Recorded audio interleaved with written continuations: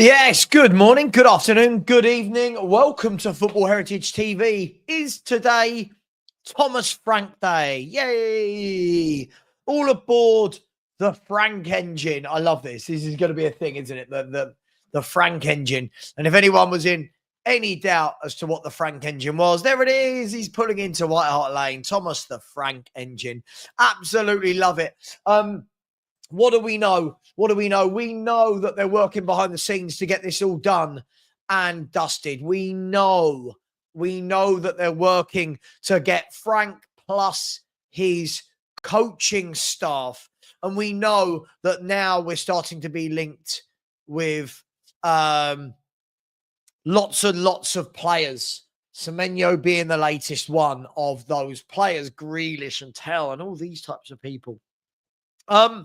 It is what it is, right? Tottenham Hotspur, we're always in a state of something, aren't we? We are always in a good state, a bad state, a state of disrepair, a state of turmoil, a state of chaos. We're always in something, but it makes it fun. It makes it interesting. Who wants to be Man City that have just signed 4 players in 4 days? Who wants to be them? Who wants Tijani Reinders, Cherky? Who wants them? Huh? Who wants them? Who's the other one? Ain't Nuri. They've signed a third choice goalkeeper as well, haven't they, to replace Carson and Bettinelli.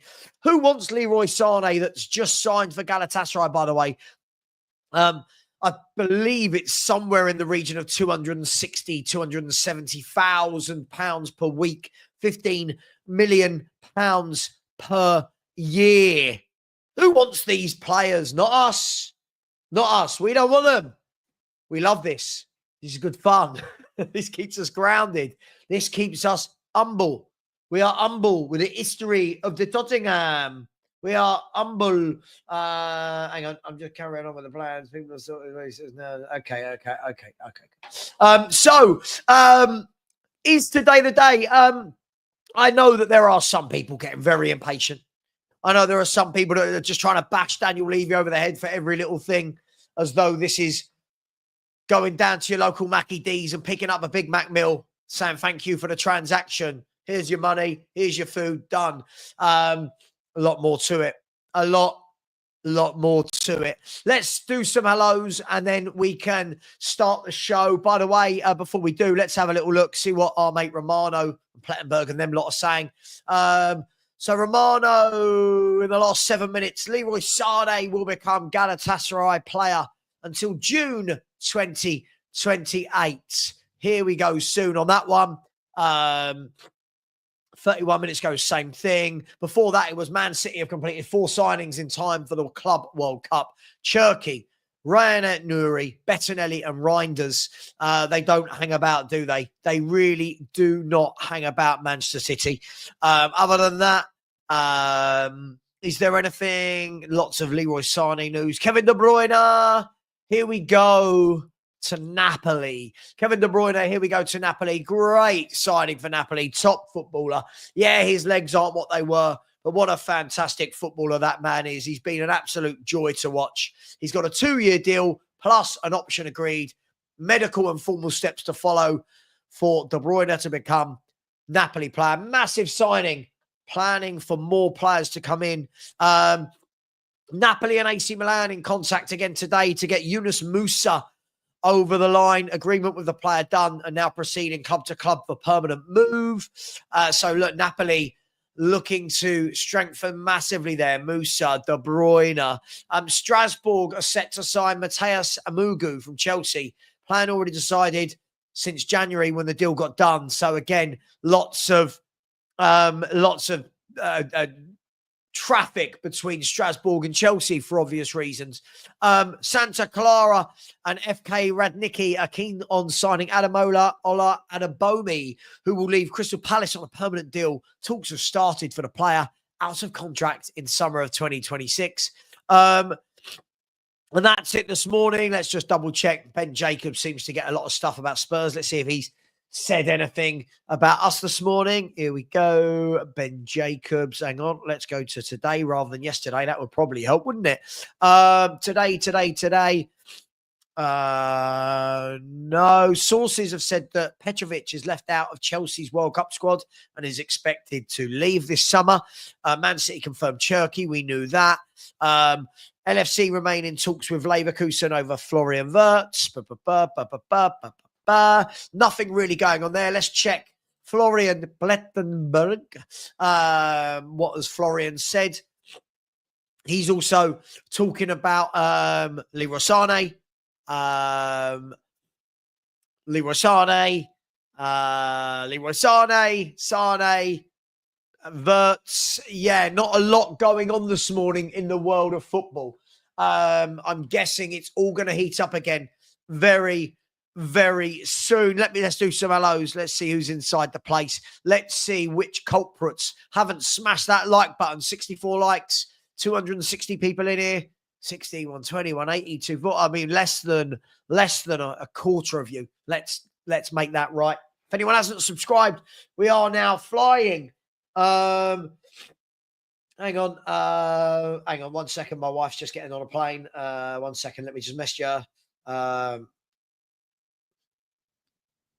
Hang on 1 second. There we go. It should be fun. Just getting on the plane. Okay. All right. So, yes, if anyone hasn't subscribed, we are en route, aren't we? We're en route to 18,500. Only 78 subscribers to 18,500. So if you haven't subscribed, please do. Good morning to my man, Marios. Good morning, sir. Good morning to the Aussie Frank Lover. By the way, tomorrow is the channel member show, tomorrow afternoon. Aussie Frank Lover, Brian Daigle has given me permission. Brian Daigle. Lovely to see Brian on the show last night. Good morning to Come On You Purrs. So good morning, Savva and the FHD followers. The Savaloys. That will never catch on. Big up to Sue Smith. And sorry, I've got a bit of a cold coming on. So if I am a bit sniffly, I do apologise. Hopefully it doesn't offend anyone. Big up to Finn Rickwood. Big up to Sue Smith.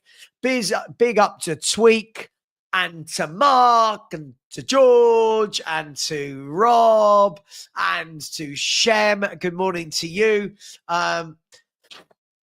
Oh, gosh. Horrible cold this morning. Bourbon, Buzzard, good morning to you as well. Pedro, is he Champions League quality? I think some of these players we won't look at and think they're Champions League quality, but that is what Thomas Frank's job is going to be, right? Hang on. That is what Thomas Frank's job is going to be. Can he upskill them? Can he coach them to be Champions League footballers? Good morning to Rick Kane. Good morning. Here he is. Philly. Big up to you, my man. I hope you're well. If you aim for the king, you best not miss. Mario Kitboss, good morning to you as well. Shem, happy birthday, my man. Happy birthday. 60 years of age. So I'm just seeing someone sent me breaking news. Oh, no, it's all right. About 9 people have sent me the news about Leroy Sané. So happy birthday, Shem. I'm sure everyone in the chat will give you some happy birthday messages. Where are we? Tony Rodriguez inside the house. Good morning, Tony. How you doing, my man? Mark's talking about the Frankensteiners. You guys. Big up to Ryan Trestane. I hope you're well.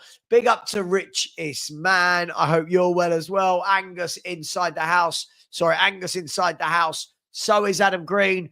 You see me more than you see. Oh, there you go. This face. By the way, I've got no idea what I've done with my hair today. I normally use powder. I put a bit of cream in it, and now I'm all a little bit like, God, am I 12 again? Like, I've just got this kind of, I don't know what's going on. Don't know what is going on. Plus, I'm wearing a white T-shirt. I don't normally wear white. Oh, bad times. Ian JD inside the house. Barbaric to Stain. So good morning, Savva. Let's get this summer off to a barbaric. Absolutely. We're chasing it down, mate. We're just over 1,500 away now from the 20K. We'll get there. Have faith. Definitely, Maine. How you doing, bro? So morning, Sav. Hopefully we get the announcement today. Yeah, I mean, look, it's going to be today or tomorrow, right? It's going to be today or tomorrow. It's going to be before the weekend. Yeah, boring City. Yeah, overrated. City are boring. Yep. Good morning to Phil Coys. Good morning to Custy. I can't do this for everyone, by the way. We'll never actually get anything. Gasigo has said, big up Savva. I'm optimistic for the season ahead. Good league run. Hopefully competitive in the Champions League and a cup or two. Well, I mean, you're asking for a lot there, aren't you? Competitive in the league and the Champions League and to win both cups. I mean, I think we're getting a little bit overboard there. Big up to Bill. Hope you're well. Big up to you, Martin Wharton. Yeah.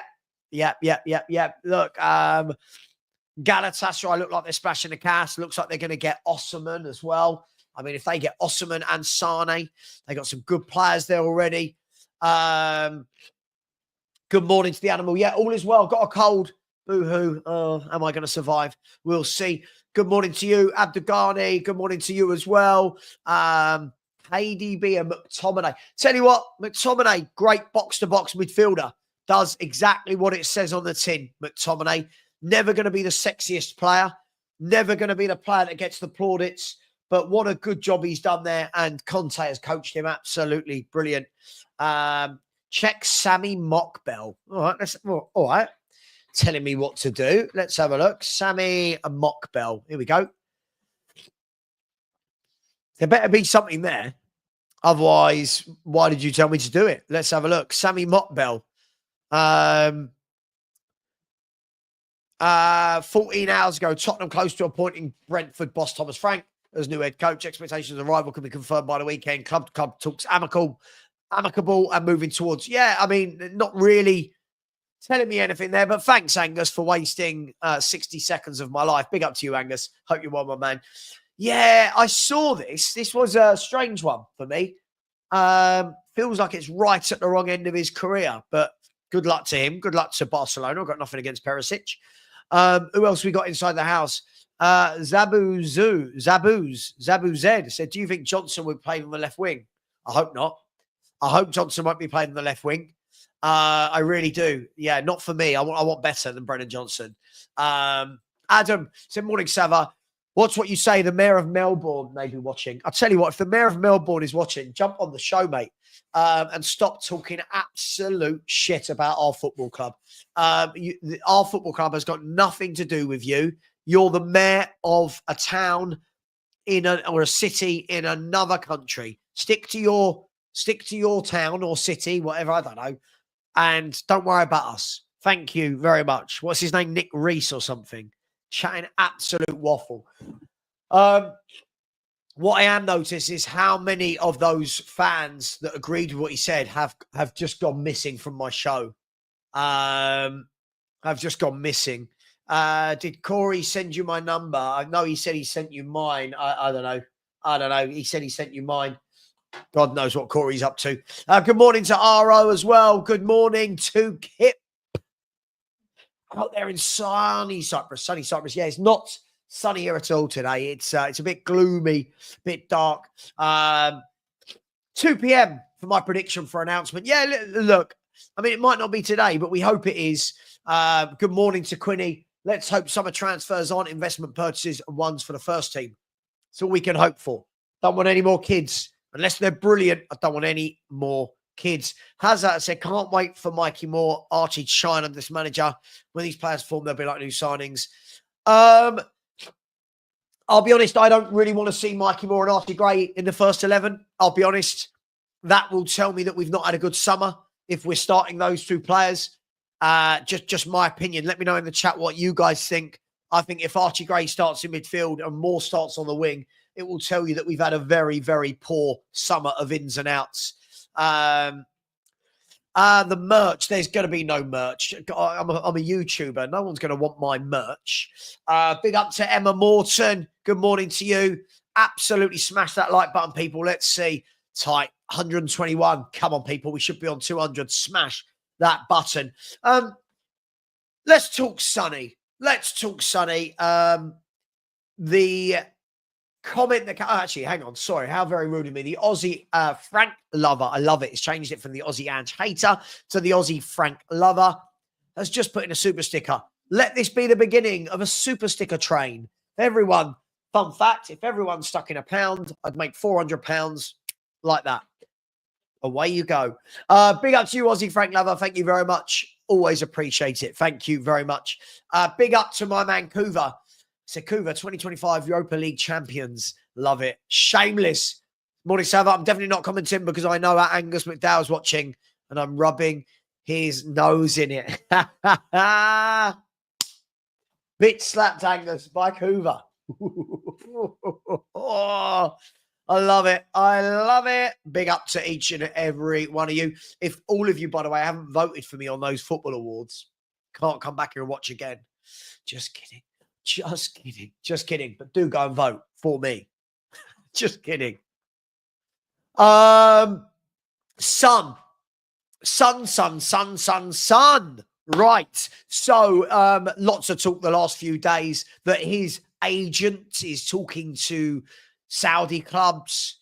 There was rumors of Bayern Munich. There's rumors of American teams out there in the MLS. Is he going? Is he staying? Then you've got Alistair Gold yesterday who said that a departure for Son, let me get that right, a departure for Son is closer than it's ever been. Now, what does that mean?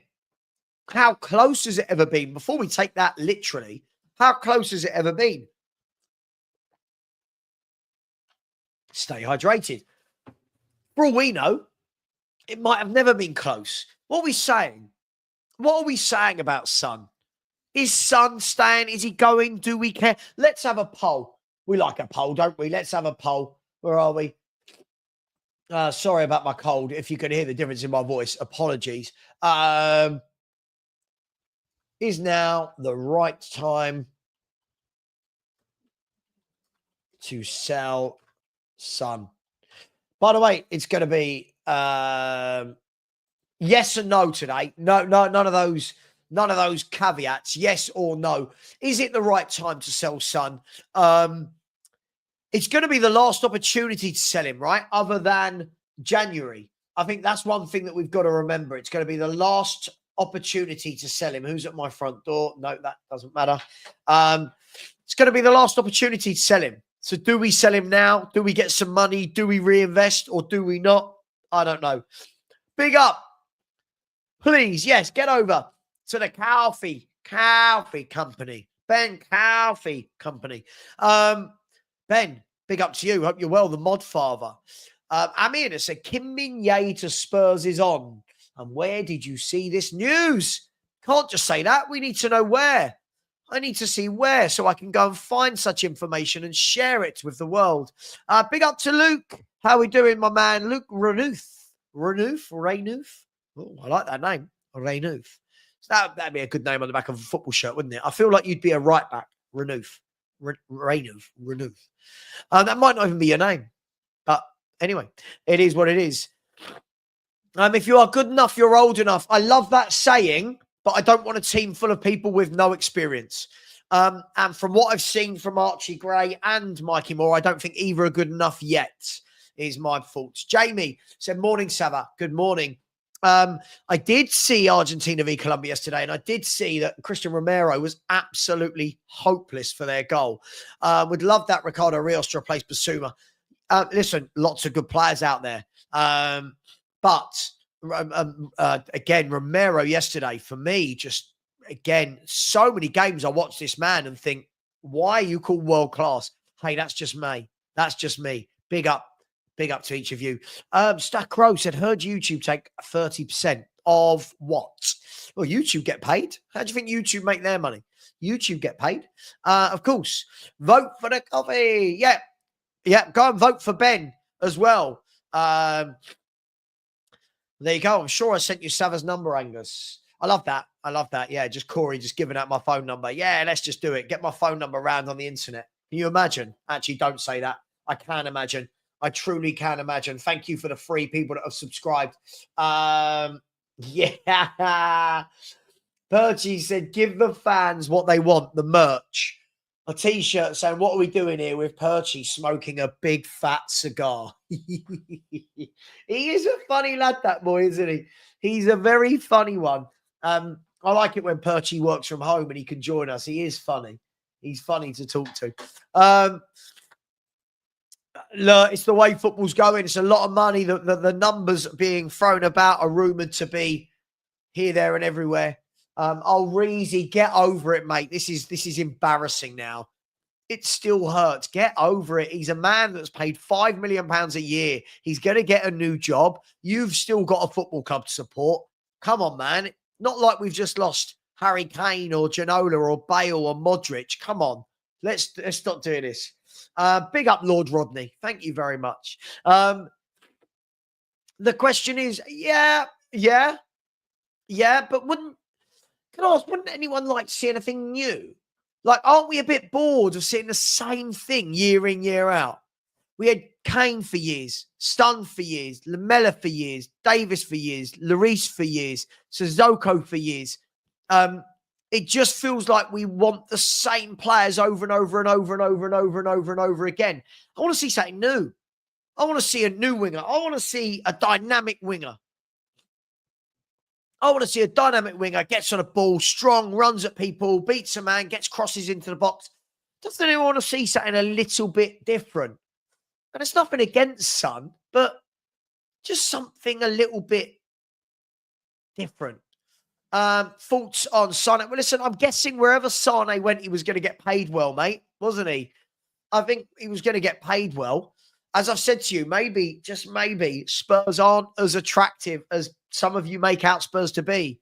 Yeah, I can just feel the cold coming on massively. By the way, don't forget, everybody, later today, Stel isn't available today. So today's Ask Us Anything is Savva and Lubo. Ask Us Anything today. Lubo. Yeah, I don't think it's anything to do with hating Sonny. I just think it's time for a change. I'll be honest, I've got a bit bored of watching Son the last 2 years. I've just got a bit bored. Yes, he still grabbed some goals, but I do feel that we need something new. We need something new, need something that gets you off your seat a bit more now. And we're a sentimental bunch. Look, it's a lot of money. All of these players are going to be a lot of money. If you don't scout well and you go for established footballers, they're going to cost a lot of money. So, look, I'm sure you can get better deals for less money, but Spurs need to scout them, right? So, look, if we want to keep up with the Arsenals and the Cities and the Liverpools, this is what they're spending. The Man Uniteds, this is what those clubs are spending. Ash has said Rios had a 6.5 rating last night. Lost 6 of his 10 duels. Ooh, I mean, Ash, you saw it last night. How bad was Romero's? Corey, I'm joking, man. I know. Pick up John. Ash, how bad was Romero's defending again last night? It was, honestly, I just feel like he doesn't switch on enough. It's why I've always said the man is not world class. What did I say to you this morning, Ash?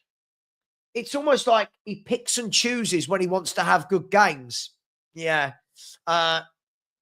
You don't want to do what City did and keep your unks on. UNC's unks? Am I missing something? I don't know. Son became instantly less effective when Kane was sold. His time is done. I agree. Listen, wonderful 10 years he's given us. Now, I don't want this to descend into... Son's terrible now. I don't want that to happen. Oh, let him go. Let's build. We've got a new manager with new philosophies. Let's build, shall we? Let's not always worry about, oh my God, we must keep this player. Let's build. PH family said, when do we start calling all the Anginas who now hate the Frank appointment negative and just support your club? We don't. I don't agree with that. That's what they did to me for years, and I don't think anyone should do it to anybody. Listen, everybody's going through their own process of what they think is right for Tottenham. Some people aren't dealing with the news of Ange leaving so well. Some people love it. Some people are indifferent. It is what it is. Lookman, interesting. Homegrown as well, right? Again, it's going to be, does Frank want a player like Lookman? This is what we're going to have to do. Very sad to say, maybe time to say goodbye to Son. Hope he does stay, but having won the trophy will be a fitting time. Yeah, can I ask you then, Neil, when you say you hope he does stay, I'm not having a pop, just ask him, why? Why is that? Why are there so many that say hope he stays? Is it, is it sentiment? Is it emotions rather than what's best for Tottenham moving forward? We'll see. Here he is. Luke, if you're free, you can come on, mate, if you're free. Haven't spoke to you for a while. Always love Luke. I think Luke struggled a bit with the Ange news. He did call me crying the other day. Lots of sniffling. But I think after a few days in a cold, dark room, I think he's been all right. Let us know that you're okay, Luke. I jest, of course. Yeah, absolutely. Absolutely. The multi-channel. Yes. Eze, listen, this is the one guy, isn't it? This is the one guy where everyone ends up. Everyone ends up back here at the feet of Eberici Eze. Phil Coys said, I need to see Mikey Moore replicate something close to what Solomon did in the championship. I think he needs a year of football, right? I agree with you. I think he needs a year of football. I don't need to look too closely at the stats, but I think he needs a year of football to get into his legs. By the way, somebody sent me this morning Richarlison's cameo for Brazil. It was absolutely shocking. Do you mean 3-1? Yeah, England, not very good, were they? Absolutely. Anytime I mention Romero, Angus is going, yeah, he's rubbish. He's rubbish. UNC is a term used for people who are past it, essentially. Oh, what's it mean? UNC. I don't. What are we talking about? I reckon Brennan Johnson will be the player to explode under Frank. I think there's going to be a few of them, right? I think we'll get a lot better. I hope they all get better under him. That's what coaches do, right? Jackson has said, the time is right to sell off Son and Romero, cash in while we can and reinvest it into these new targets we've been talking about. I agree. Listen, imagine you could get 100, 110 million for Son and Romero, right? With good scouting, that's 3 or 4 players. 110 million is exactly what Man City have just spent on Reinders, Ait-Nouri and Cherki. Reinders, Ait-Nouri, Cherki. For the same price, I reckon you could sell Son and Romero. Jay Spurs said, not a super fan of Brennan, but consistently making those runs to the box, he could score a lot. Absolutely. That's what he's got to do. That's where his skill set lays. I don't think he's a great footballer, but that's where his skill set definitely sits. Absolutely. Smash the like button, you frauds. You absolute frauds. By the way, is it the right time to sell Son? Only 200 votes. Come on, let's get that up. Yes, he's 88% at the moment and no at 12%. By the way, let's have a look. George, he started the super sticker train. Big up to you, George. Big up to Tweak. He's carried it on. Big up to you, Tweak. Big up to Perry Scarborough. He's carried it on. Neil Lambert has carried it on. Big up to you and big up to Amanda Lawrence, who's putting a super chat. Said, big up, Savva. Smash the likes, people. Big up to you, Amanda, as well. So that is George, Tweak, Perry, Neil, and Amanda. See, if the other 475 of you all did that, I'd be rich tonight. Maybe not rich. Maybe not rich. I might be able to afford a cup of tea in London. Big up to each and every one of you. Thank you very, very much. Thank you, Amanda, for the super chat. Really, really appreciate you guys and girls. Thank you for that. Kulu Seski has said, people want Son until he is old and grey. Let it go. I completely agree with you. I think sometimes we did this with Lloris. We're doing it with Davis. We're doing it with Dyer. We did it with Dyer. Sanchez felt like he was here forever. Aurier, Sissoko, Winks, Skip, Mora. I mean, they're here forever. They're here forever. I'm at work. That's what they all say, the Angem fans, don't they? Big up to you, Luke. Big up to you. Savva, thoughts on England and Tuchel yesterday? Well, I had it on in the background. I'm not the world's biggest international fan. I think internationals have completely lost their bite now. There's so many international games that I feel like they've all lost their meaning. Every game now is a different team, different tactics. It's like I don't really know what they're building there. Who was that Brazilian lad? Are you talking about Leandro Damau, who we've been linked with for the last 47 years, even though he's not 47?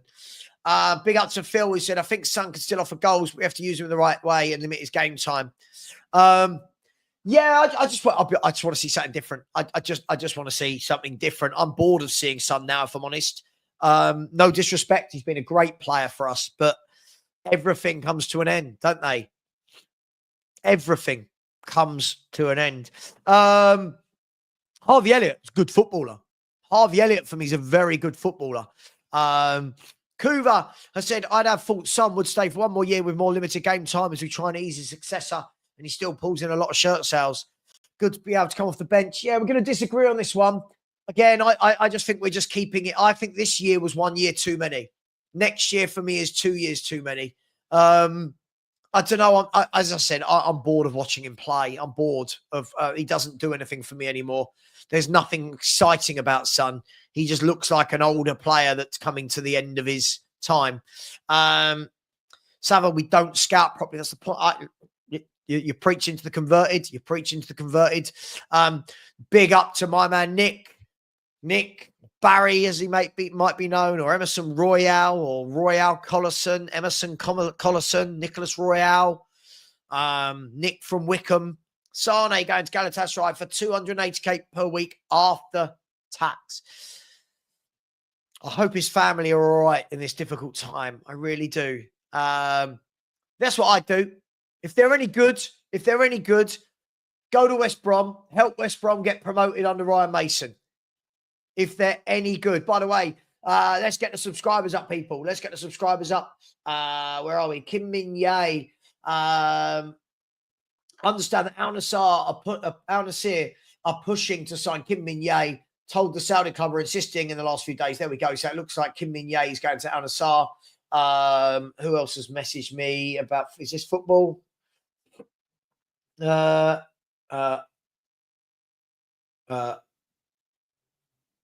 Okay, interesting times. Please do, smash the subscribe button. I think I've pinned it. If I haven't, here you go. I'll put it in the chat. Please subscribe if you haven't. It really does help. Definitely want to be at 20k by the end of the summer. That's got to be the plan, isn't it? We're just over 1,500 away from that. We're flying lately. Trying to give you as much content as possible. Fabrizio reposting about Kim Min Ye's availability this summer. What do you think? It looks like he's going to Al Nassr. That's what I think. It looks like he's going to Al Nassr. We'll see. Look, I'm guessing we're going to be linked with everybody soon. Tony Sims, Savva loves exposing himself on Twitter. I have the picture of the... Oh, God, that old thing again. Yeah, good one, Tony. Well done. Hang on. Troll. Let's get rid of this guy. See you later. They always pop up, don't they, out of nowhere, these silly people. Good afternoon, James Flower. How you doing, James? Hope you're well. Son is now a Spurs legend, but it's time to move on. I completely agree with you. 164 Spur, absolutely. He makes far too many mistakes. Again, the last few internationals I've watched him in, he looks so ropey. Like yesterday, his defending was awful, but people just say he's amazing. He's world class. I just don't feel everyone watches him every game. I feel like we pick and choose the moments that we want from him. Oh,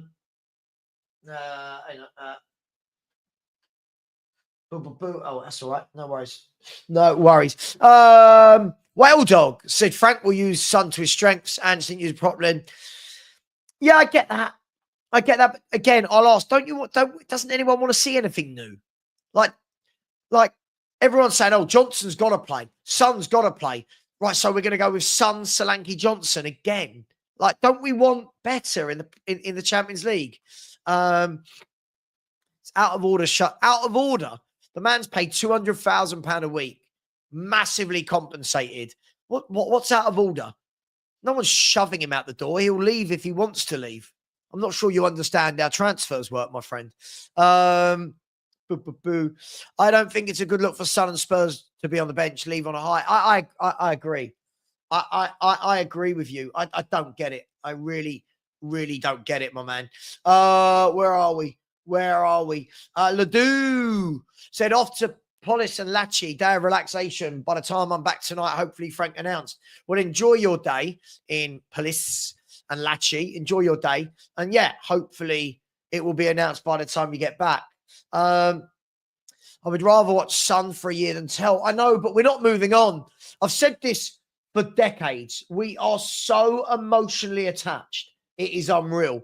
I watch Sun now and go, I've done for 2 years, to be honest. It's kind of like, and yet we've got fans going, I want him. Would you have a debate with Dave from the Irish Hot Spur? Big up to Dave. With regards to Thomas Frank, I always love being told how I should think about Spurs. I don't think it's got nothing to do with their nationality. I've seen Dave's opinion of Thomas Frank. I think I don't agree with it. You know, I don't. But that's his opinion on Thomas Frank. Listen, he's a great coach. I don't think a lot of our fans are ready for what a coach is. I think they want Frank. They want Ange. They want the disorganization, the chaos. I want coaching. Each to their own. But would I have a debate with Dave about it? I mean, I'd have a chat with Dave about it. Sure, why not? Gaza991 said if Sonny goes, Eze as replacement. See, now that's the thinking. I don't want Sons anymore. I want Eze's. I want Matomas. I am bored of Sons. I am bored of Sons. So I'm just going to put it out there. It's nothing personal. George Savva, can you give Angus a special mention for predicting Spain to beat Portugal the other night? Well, listen, I predicted Spain to beat Portugal the other night. So, yeah, big up Angus. I think they should have as well. They definitely had the chances to. Well, we're not linked with him, are we? I mean, what I've seen is he's going to Saudi, from what I've seen. I don't think there is any link with him. Let's have a look. He's not untouchable. Several clubs in Europe are informed. Understand Saudi Pro League clubs have also started inquiring about him. I mean, I haven't seen us linked with him. I haven't seen his name officially linked to the club. Ben, I like Kubo as well. Real Sociedad, good player. I would definitely take Kubo. Mate, there's players everywhere. And our fans just want Sons and Tells. And I don't understand why our fans don't want better. That's just me. I actually think that we've got enough cover already with Danso and Dragosin. If we let Romero go, I don't think it'll be a big loss. Well, it's going to be interesting because if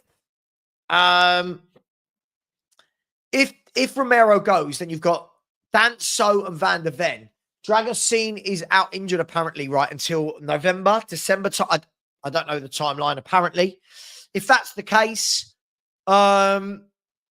what do you do? You need another centre half. If that's the case, you need another centre half.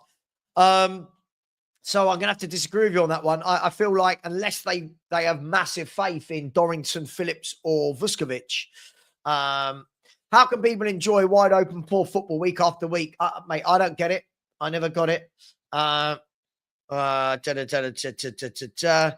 Listen, I'm not going to talk badly about Dave. I've got loads of time for Dave. He's always been good to me. Listen, there are fans falling into this trap of thinking we're going to win a trophy every year now. That's the mindset.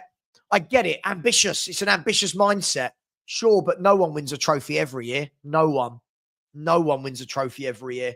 So I think it's a bit crazy. Spurs, big up Chris, said, Matty K straight out his exam onto YouTube. Is he in here? Is Matty K in here? Matty K, are you in here? How did your maths exam go? Straight out the exam and onto YouTube. Oh, Jesus, little Matty K. Right, where are we? Afternoon.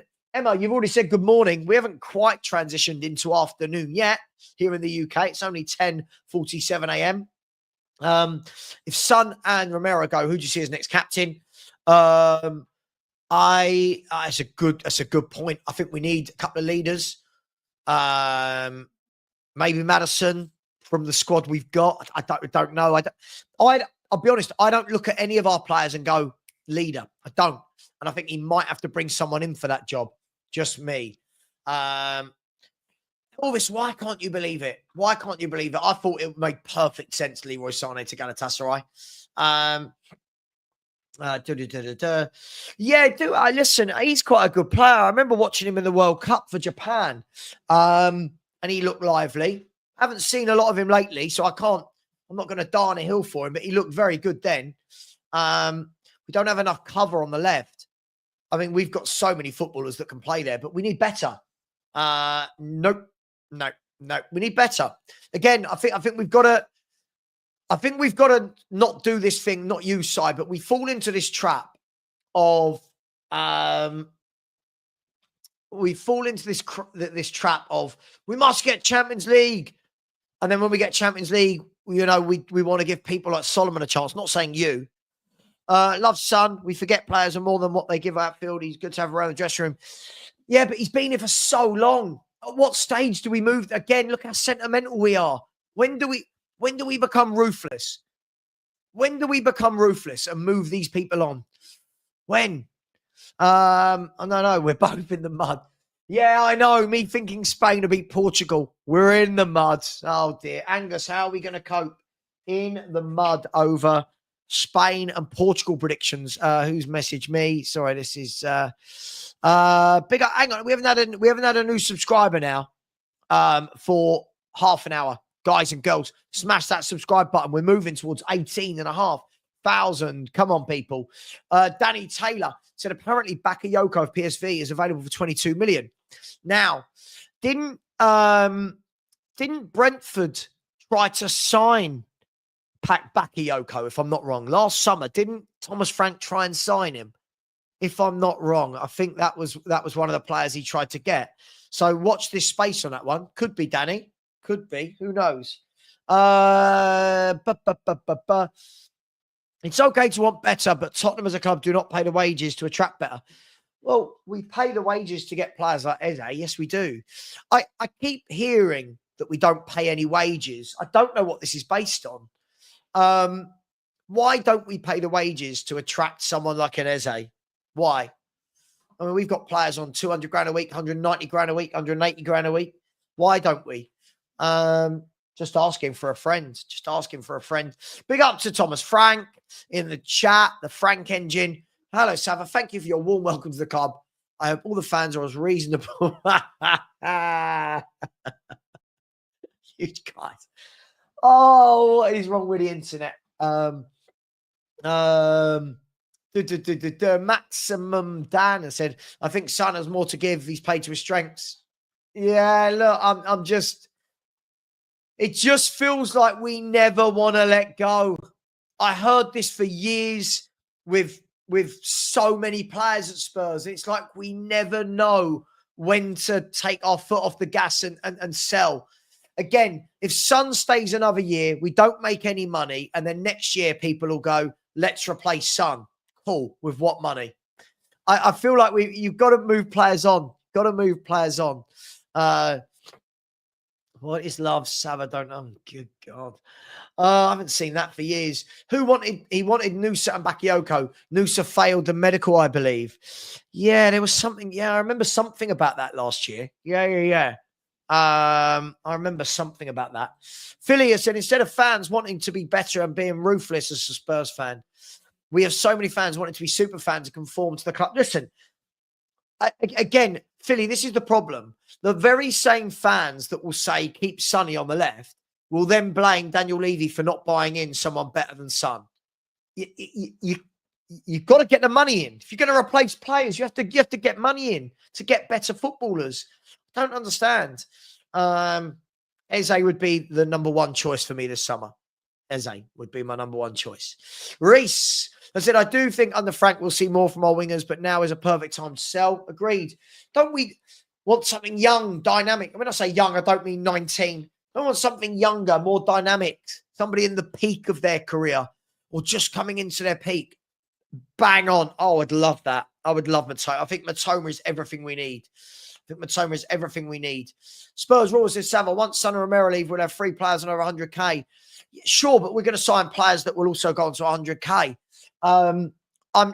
You know, I get it. But look, you know,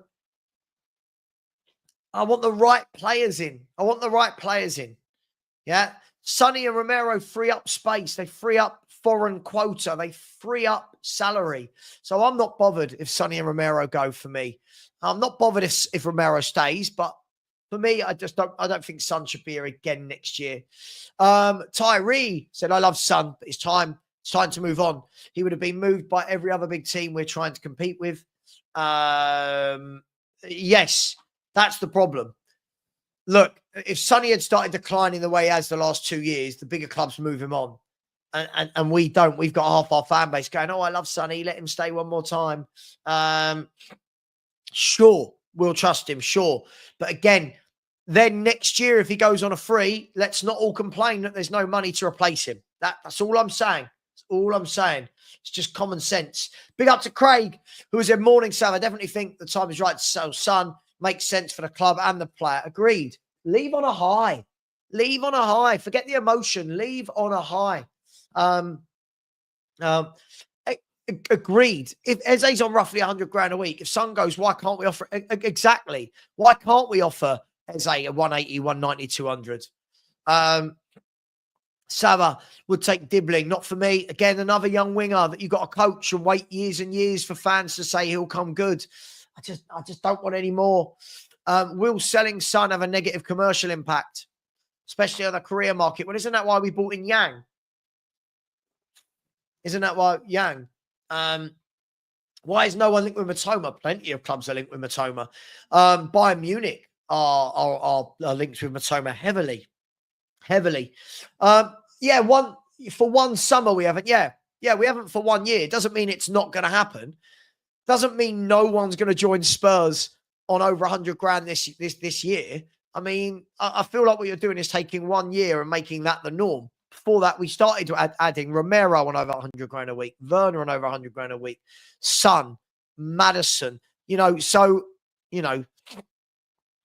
is it an issue if Frank wants Tell? No, if Frank wants Tell, then he's got to coach him. He's not my favourite player, but if he wants him, he wants him. We'll see. We'll see what happens on that one. Gazza said, thank God for your channel, Savva. You tell it as it is, the most realistic channel out there.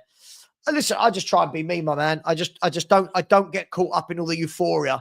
I don't get caught up in these people who their opinions go from left to right every single day. It's too much for me. It's too much. I can't do it. For my opinion to be changed, I need real evidence. I need to see lots of things. The same people that don't mind us finishing 17th, the same ones crying we don't offer top wages. Very bang on. Hans, absolutely. And what I saw of his defending last night for Argentina, it was one of those games where he didn't look like he gave a shit. Rob has said buying from West Ham would do me. Won't happen, of course, but rate him. I'd love Jared Bowen. Agreed on the other part. I don't think it would ever happen. But Jared Bowen, for me, is everything you want in a forward in the Premier League. Quick, plays off the right, the left, the middle, drives into the box, runs at players, score goals. Nothing to not like. Donna Cullen has become Thomas Frank. Oh, is that who it is? Is that who it is? Where are we? Ben said, I would take him. He's had a rough time at Juve and Bayern, but I reckon Frank could coach him. Yeah, listen, I've got nothing against him. It just looks like, Ben, it looks like he's probably going to go to Saudi. We'll see. Let's see. Listen, we're going to be linked with so many people, aren't we? So many people. Young ain't ready. I'm not saying he's ready for the first team. I'm just talking about the commercial aspect of it. New manager bounce. No recognised striker up front. Poor wingers. Defence full of holes. Welcome to Tottenham Hotspur. Rinse and repeat. Well, that's nice and cheery, Lewis. Let's see what happens this summer. Let's see what we do. Let's see. Let's see what Thomas Frank builds. I would take Coleman and Gnabry. I think Coleman's got a lot of injuries, but yeah, I would. I'd take both of them. Lots of people will say no to Gnabry because of the Arsenal links. I'm not that petty. If the opportunity came around, I would definitely take him. Let me just see what's happening here. Angel Gomez. to Marseille. Here we go. I really thought that might be one we get on a free, but no. Absolutely. We would get a fee and free up 200 grand a week. Again, yeah. Chelsea are looking at kudos. Savva, Chelsea are looking at kudos then by Spurs. I don't know what your last bit means, but yeah, if Chelsea are looking at kudos, a good footballer, I really like him. We'll see what they get out of him. For me, I think he'll thrive at a better club. We'll see. Big up to Paul. How you doing, my man? So, Savva, do you think players would prefer to work under a coach rather than an old school manager? If you was a player, I'd want a coach. Listen, I've worked with many coaches, and when you watch them talk and explain and educate, it just goes in. It just goes in. For me, it's all about coaching now. It's all about coaching. Too kind, no nonsense football fan. Too kind. Philly has said, I wholeheartedly agree, Savva. Fans in the main don't learn. Instead of letting go of players, fans are sentimental instead of kicking on. Agreed. But the thing is, they want Levy to kick on, but they don't want to kick on themselves. They want Levy to kick on, but they don't want to kick on. And that's where I struggle with the whole theory. You know, oh, don't let Son go. Oh, Levy needs to buy a better player. All right, well, let's move one out then, get a better one. Like, I don't know, just, hey. Yeah, of that, I have no doubt. Of that, I have no doubt. Thank you for the 2 people that just subscribed. We're now only 70 away from 18,500. Yeah, Angel Gomez. Here we go. Let's see if Fabrizio has said anything else, shall we? So the last thing he said is Angel Gomez on a 3-year deal as a free agent. Before that was Kim Min-jae. Before that was Sane. So, no, nothing else so far this morning. Spurs Raw said, I don't think we'll get anyone over 100K as it will upset parts of the squad who will ask for more. We will. This is now, you're now just being really negative for the sake of being really negative. We will bring in players this window on over 100K. We will. Even if it's a Semenyo or a Grealish or a whoever, we're going to bring in people on over 100K.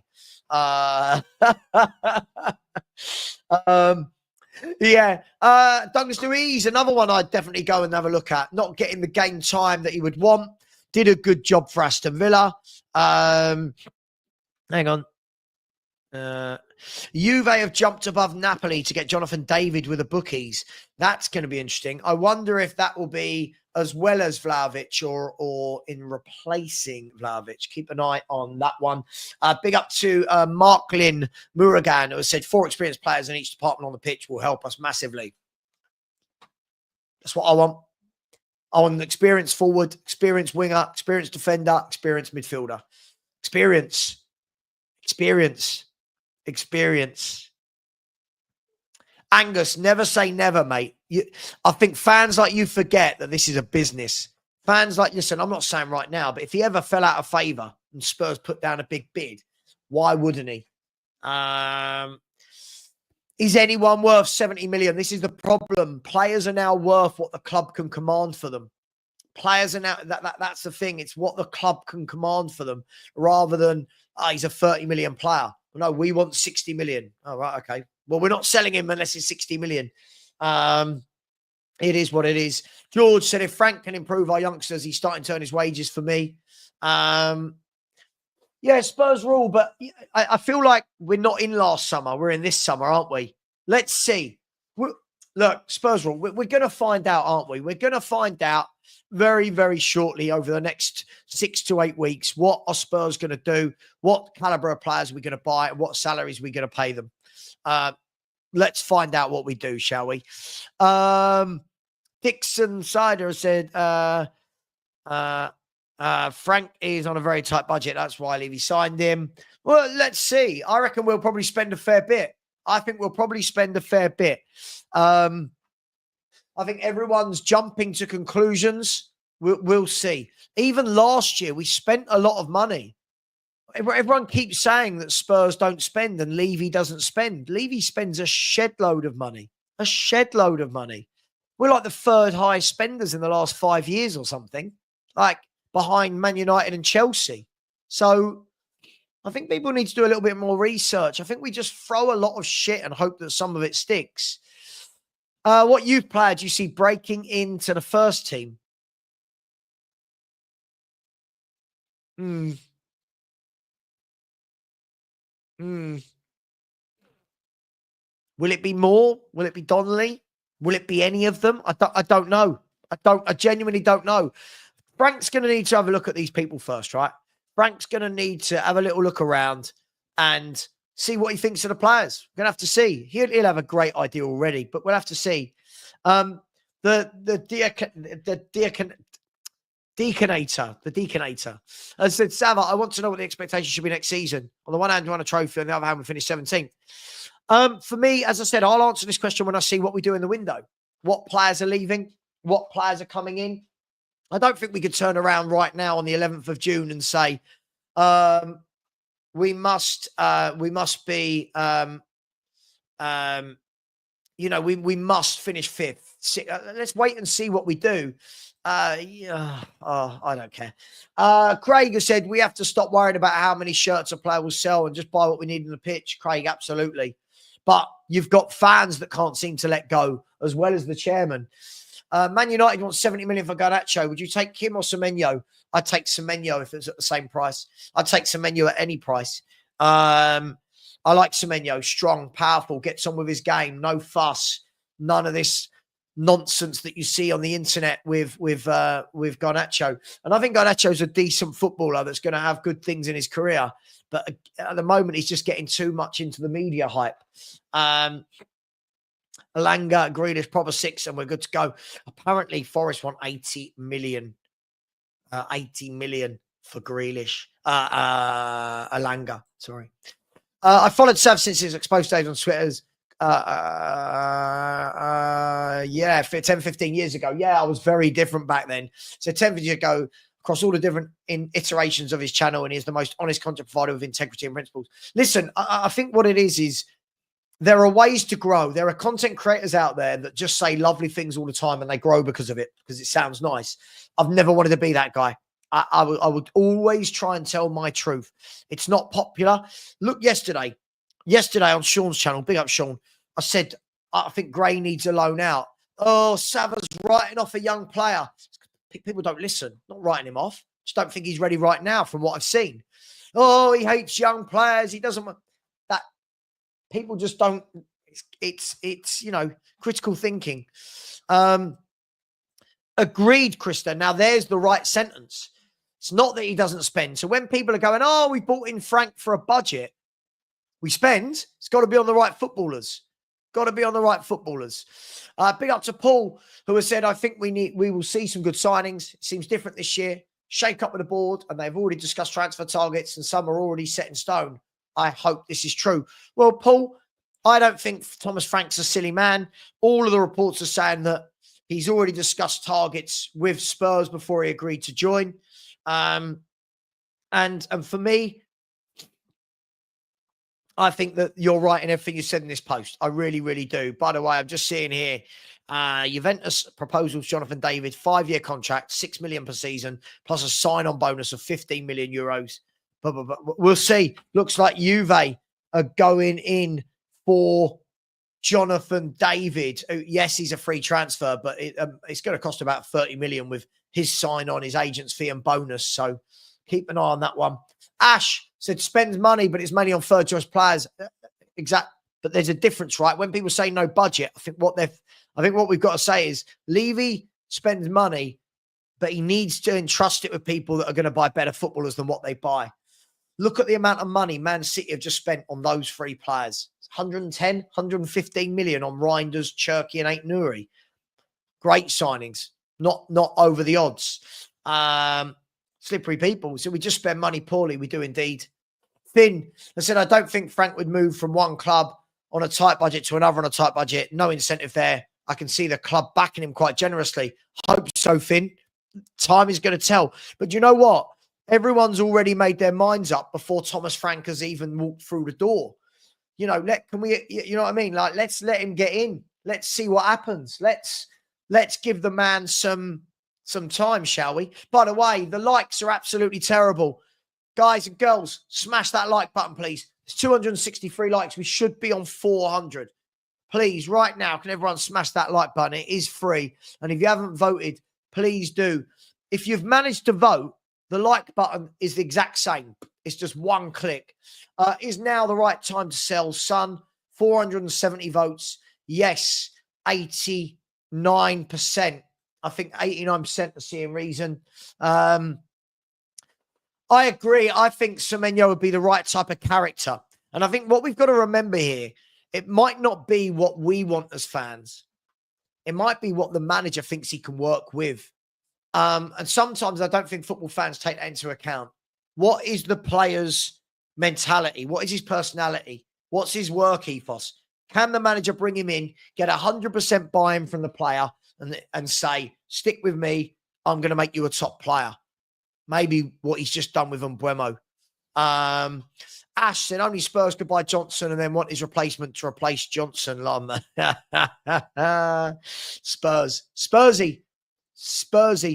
Semenyo seems overpriced, 70 million, more like an alternative to Eze. Doesn't have to be paid up front. Typical Spurs. Yeah, but Lee, I mean, 50, 60 million up front. Who's doing that? Again, it's another stick to beat Spurs. Who's doing that? Realistically, I don't see many clubs that are putting that down. Again, I think all of these players are overpriced. I'm with you. I prefer Eze. I'll take Semenyo all day. For me, it should be both. But if it is true about, and I've read varying different reports. I've heard varying different things from coaches and agents about if there is a massive upfront fee needed for Eze. So I'm not sure that we're not taking 2 and 2 and ending up with 100 there. We'll see. We'll see, mate. Big up to you, Lee. Hope you're well. Ben Am has said we can make up the difference in basic wage and performance bonuses and signing fee. By all accounts, we always have. Yeah, listen, I mean, look, I think everyone goes a bit over the top with this whole we don't pay wages thing. I really do. Red Javi, I said Stiller, Lookman and Branthwaite for 160 million. Spurs are good to go. There's a lot of players out there. Again, you think, so we're talking 160 million to buy those three when Man City have just bought their three for 110. Scouting. Not even scouting, just knowing who you want, your targets, moving early, getting them at the right time. Who we got? I'm good, Dan. How we doing, bro? Hope you're well. Dan, Skyline, hope you're well. I'm like the type people in the chat. Come on. We're 90 away from getting to 400 likes. By the way, we have got Mario Kitboss, who continued the super sticker train. We've had 7 super stickers today. I reckon we can get that to 15 or 20 over time. Big up to you, Mario Kitboss. Very, very, very generous. Where do I think Rashford will end up? Oh, God knows. Lots of talk of Barcelona. I don't know. I think it'll be a good player for somebody, all depending on the coach that he goes to, the coach he plays with. Again, are we going too early on this? Frank wanted him at Brentford. Very different levels, Brentford to Tottenham. How do we know Frank would have started him as the number 6 at Brentford? They've got better midfielders than him. Maybe he wanted to bring him on slowly but surely. We'll see. I don't want Gray as our number 6. For me, if we start Gray as our number 6, that will tell me that we've had a bad window and not gone out and actually bought top players for me. Only me personally, I've not seen anything in Gray where I go, yes, please. Not yet. I think he needs games at a different club. It's just me. Rob has said, people keep saying we shook Price under Frank. I wonder which players will be the wayside under him. We'll see. If he comes in and says, don't want you, I know Bentancur, don't want you, we'll see. We'll see. Mark has said, the best move for Gray for me is back to Leeds for a season-long loan. Prem experience will be invaluable. I'll ask this question. Would Leeds want him in that role? Would as a promoted team that are going to be in a relegation battle, would you want a 19-year-old that's hardly played any games in his career at centre mid as your number 6 in the relegation battle? I wouldn't. Each to their own. I'm just saying what I wouldn't. Collective Breaks says, Savva, what do you make of the rumours that a lot of these players are unhappy with the Ange departure? Then they need to grow a pair and get over themselves. Maybe if they didn't all lose 26 games in a year, he wouldn't be gone. I mean, there's lots of different ways to looking at it. It's all come down to whether Eze pushes for the move. Palace are likely to accept partial payment if he tries to force the move. Again, it all depends. What's he got? 2 years left on his contract? It all depends what they want from it. But we'll see. Listen, this is what Angus, what I mean. When people are saying he would have been straight in, look at some of the midfielders Brentford have got. Yarmolenko, Yarmolenko, Norgard, Jensen, Janelt. They've got some good midfielders. I don't know where people think that Archie Gray would have played in that team. I really, really don't. Where are we? Who else is here? 1 second.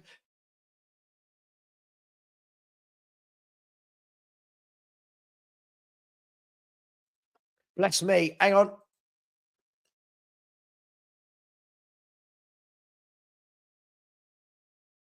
My hay fever is kicking in.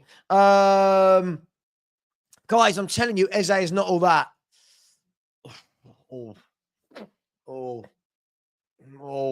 I can't buy into that, I'm afraid. Can't buy into that. Oh, bless me. Sorry. Ben, I agree. I think everybody seems to be, oh my God, he wanted him at Brentford. Boom. Let's start him at number 6 for Tottenham Hotspur. What I've seen, he's nowhere near good enough. Yeah, he's nowhere near good enough. Surely you need a man at number 6, not a child. Agreed, Mike Zappa. Absolutely agreed with you. Especially a young bloke in Gray who's not played there for 2 years. Oh, God, I hate hay fever plus a cold. It's all happening. No, not yet. It will be, Matty. It will be. Relax. Jason, if Romero goes, fancies Denmark centre-backs Anderson or Vestergaard? I take Anderson over Vestergaard all day. I think there's a lot of decent centre-backs out there that you can take. Gus, good morning to you. Said happy Wednesday. It is Wednesday, isn't it? You're banging about Gray. He needs to go back to Championship for matches. Not good enough. Look, if you can get him a Premier League team that guarantee him game time, go for it. Which Premier League team will guarantee him game time in centre mid? Now, before all of you answer that, bear in mind, you've all seen him in centre mid this year, and he's not looked very good. So, which team in the Premier League says centre mid, guaranteed starter every week? Which team? I don't think many do. We'll see. I think a lot of people want him to be better than he is. Yeah, thank you, Ben. It's going to hit me hard. Yeah, I'd take Norgard for a year or two. Absolutely. Good player. Very underrated. Does his job. Gets on with it. You need players like that. If Eze is that good, why are the big boys not after him? Oh, hang on. Are we doing this? Hang on. Have we suddenly now started talking about Eze not being that good? I'll tell you what. He's done a really good job with him, Gary, hasn't he? Keane Lewis Potter, didn't he come in as a forward and he's now kind of been morphed into a kind of wing back, left back? He's done a very good job with him. Would I have him? If Frank wants him, sure. Frank knows him. If Frank brings anyone from Brentford, then he's clearly seen that they're good enough for Tottenham. Someone brought this up in another chat, but keeping both Virgo and Archie would solve the club train problem we have for the future. Sure. How do you get them both game time? There's the question. How do you get them both game time? It's why I said earlier. It's why I said last summer. Danny and I said this a lot. We said it to Lubo loads. You're bringing in Gray when you've already signed an 18-year-old midfielder at the time in Bergvall. How do you possibly try and break both of them through at the same time? It's a real big ask. Hi, Mary. How you doing? I hope you're well. I am well. Thank you very much. I say that. I've got a cold. I've got hay fever kicking in. The wife is coming back today from Croatia. So all is good. All is good. Big up to you. Matty K just wants Edison. Yeah, I think Edison, as I've said to you all the way along, I think he'll end up somewhere in Saudi. I've said to you all along, I think he ends up in Saudi. We'll see. 5, I said we need more technicians. Eze is technical, but more of a ball carrier. We need proper technicians. He's better than what we have, but not what we need. I can't disagree with you more, my man. I think Eze's a top footballer. He's going to be another one I think we'll regret not getting, and then people will go, oh, why didn't we get him? Good morning, Nathan. How you doing? So good morning from America. What time is it there? Why are you up? Why are you up? What time is it? Does Poch's performance with the American team, take pressure off Frank's first season? Come on, you Spurs. Let's build this Frank engine. Interesting one. Look, he's not doing that great, is he? I don't think there's a direct correlation, only because people don't stop talking about Poch. But if Poch was smashing it, I can only imagine that people, and there are people already saying, Nathan, aren't there? People already saying, well, Frank's here for a year and then we're going to get Poch when he's had the World Cup. We'll see. Keep an eye on it. Let's see what happens. Everton, does he get in at Everton over Idrissa Gueye? Does he get in at Everton over Ghana? Does he get in at Everton over Alcaraz? I don't think he does. This is the problem. You're saying Fulham. Fulham have got Sander Berg, Reed, Lukic, Smith Rowe. I'm sure I'm probably missing someone. He's not better than any of these players. He's not better than any of them. He can go on to Arsenal, Rice on loan to West Brom. Yeah, that would be fun, wouldn't it? Would you be happy if we bought Eze and Buemo and Edison? Absolutely. If you stuck Edison as our number 6 and Buemo and Eze out wide, Maddison in the hole, Solanke up front, I'm absolutely happy with that. Of course, not going to happen though. Eze isn't that good, I'm telling you. I'm not hearing it. I'm not hearing it. You can say you promised me, but 5, do you know how much football I watch? I do my homework, my man. 5. I watch more football than, I think the only person that watches more football than me is Strasbourg Steve. Big up to Steve, wherever he is. Mate, listen, this is a top footballer.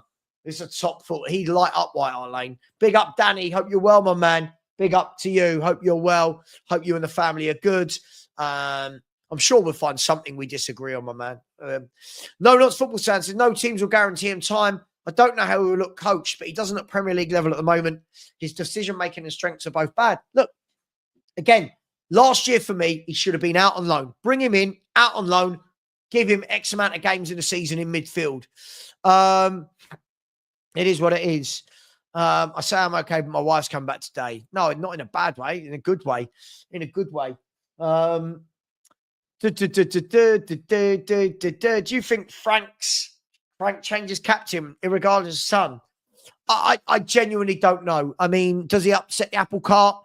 Maybe he'll have a look and say, I don't see that there is another captain here. I don't see that there's another leader in the midst. Hang on. Is this happening? Hang on. You know we're getting in. Oh my God, we're bringing in special guests for you. Hang on. Let me send that to the person who just messaged me. It's Thomas Frank. They invite guests. Copy. Where are you?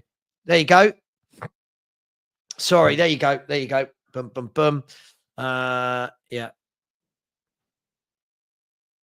There we go. Proper beast. Yarmouk. Yeah, by the way, Yarmouk at Brentford, very good young footballer. Again, I keep saying, I keep seeing all of this. Gray would play for them, and Gray would play for them, and Gray would play for them, and I'm like, okay, cool, but instead of who? I think we think he's a lot better than he is because he's at Spurs. I can't stand this obsession with Poch. Listen. Poch did such a good job at Spurs that it's always going to be there, my man. And people feel hard done by because he didn't get what he needed. But I agree. He's not our manager. He's the manager of the USA. Let's move on. I like Poch. If Poch ever comes back, he comes back. But at the moment, we're in a position where it doesn't look like that's happening. He's going to want, Savva's wife's going to want her mug back. Are you calling me the mug that she wants back or the actual mug that I drunk out of? It's been washed. I've kept the house very tidy. I'm a very tidy human being, by the way. I don't like things out of place. I'm very tidy. I'm very minimalistic. I'm very, very tidy indeed. I would definitely take Isaacson Absolutely. Absolutely. I would take him all day long. Eze's a baller. What are we doing here? Eze's a very good footballer. I don't know why we wouldn't. But look, I promised you eye candy on a Wednesday morning. Eye candy. That is eye candy. My eye candy this morning is Kuva. My eye candy this evening is going to be Lubo. I mean, I've got this thing for older gentlemen with no hair. It's a thing of mine, Kuva. Something to do with the Specsavers sponsorship coming on there, I think. I've got no excuse. I've had laser eye surgery. I've got no excuse. I've got 20/20 vision. Fair. For familiar times, isn't it? We're waiting for things to happen at the club. It's yeah. Yeah, but this is a good one. This is a good one that we're getting over the line, right? I agree. I'm quite enthusiastic about this manager coming in. Have you jumped off the all aboard the Ange train and you're now joining the Frank engine? I'll stay on it for a bit while there's no games being played, but just soak up that last bit of Europa League thing. Oh, sorry, Angus, didn't mean to mention that again. Look, there he is. Where's Kuva? Spot Kuva. He's somewhere in there. He's somewhere in there. Oh, mate, it feels quite there's always that bit in the back of your mind of it's Levy, but it does feel quite exciting. It does feel like, we're not just getting Brentford's manager. It feels like we're ripping out their entire infrastructure and stealing it at Spurs. Yeah, it kind of feels like we've been at the fairground, yeah, and now we're actually moving into a proper football ground afterwards. And I think you hit the nail on the head when you say about proper coaching. That's one thing you certainly get with Frank. There was a few others like it. You look at Glasner, the same sort of thing. Fantastic. Would have been happy with him too. But the one that I really wanted to talk about was all the things about Sonny at the moment. Because go for it. There's loads of things that we would like to happen, and then there's loads of things we know the club usually does, and I think it's going to be a little bit more complicated than we'd like it to be. For me, I'd agree with you if you're saying like Son out, Eze in, easy, makes sense. Younger player, full of bags of tricks, exactly what we need. Could cope with the wages maybe, but then you've got the counter to that is it's Sonny going. There's more strings attached to Sonny, isn't there? There's the huge merchandise and sponsorship deals that you get with the link with Asia, especially with South Korea, obviously. And then you've got to weigh up that getting a big lump sum payment from Saudi Arabian team or wherever they want to go nowadays. You've got to weigh that up against the revenue that's lost from all that merchandise as well. Well, we haven't got to weigh that up. The club has. Yeah. So that's one consideration that's behind the scenes. There's also we brought over his compatriot. I've forgotten his name now. The youngster, the other South Korean. See, I thought his name was Yang, but someone is saying it's Hyuk. Is it Hyuk Yang or Yang Hyuk or no something Min Hyuk? Is it or Yang Min Hyuk? Something like that. Anyway, whatever it is, without disrespecting the youngster, isn't that another reason that Sonny was sort of hanging around? Are we going to be bringing him through? Is he going to be the sort of mentor for him, take him under a wing for a season just to get him into the groove of things? Or are we loaning him out again?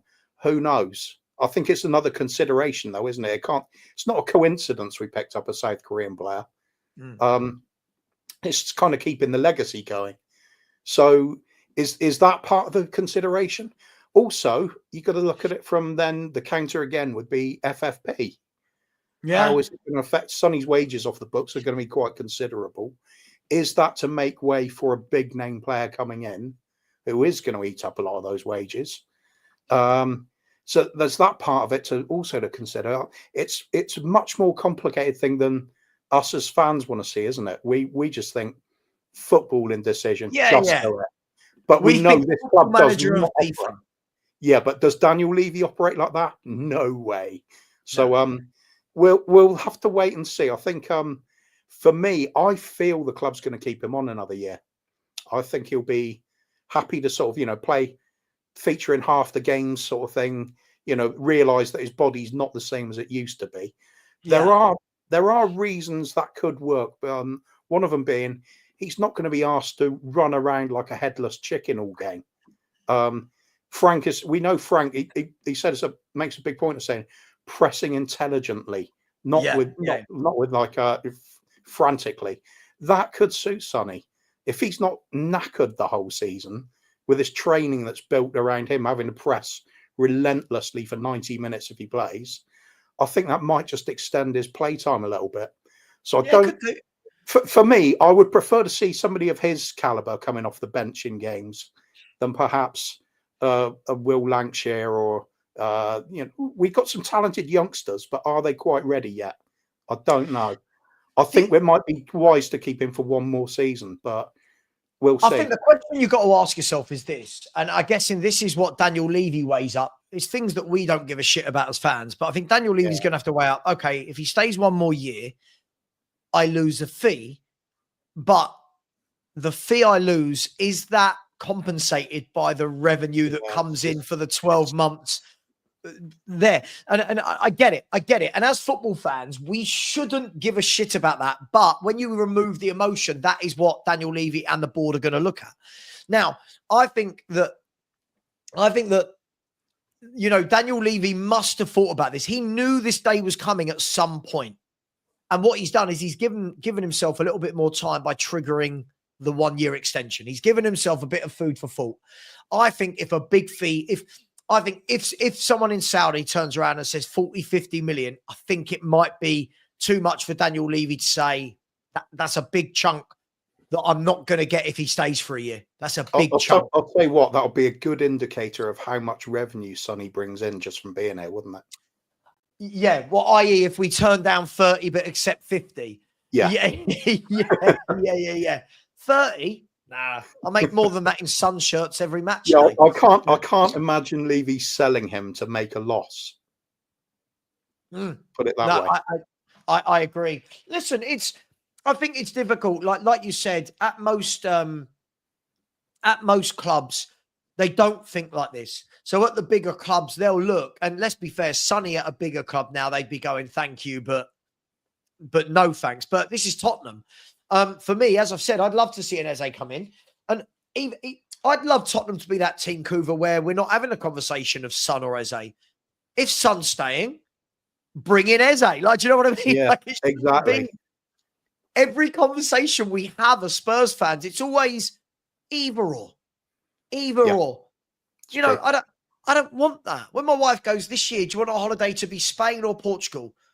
I want to go to Spain in March and I want to go to Portugal in July. Like I don't want either or. I want to do both. I make it sound like my wife's terrible, by the way. She's not at all.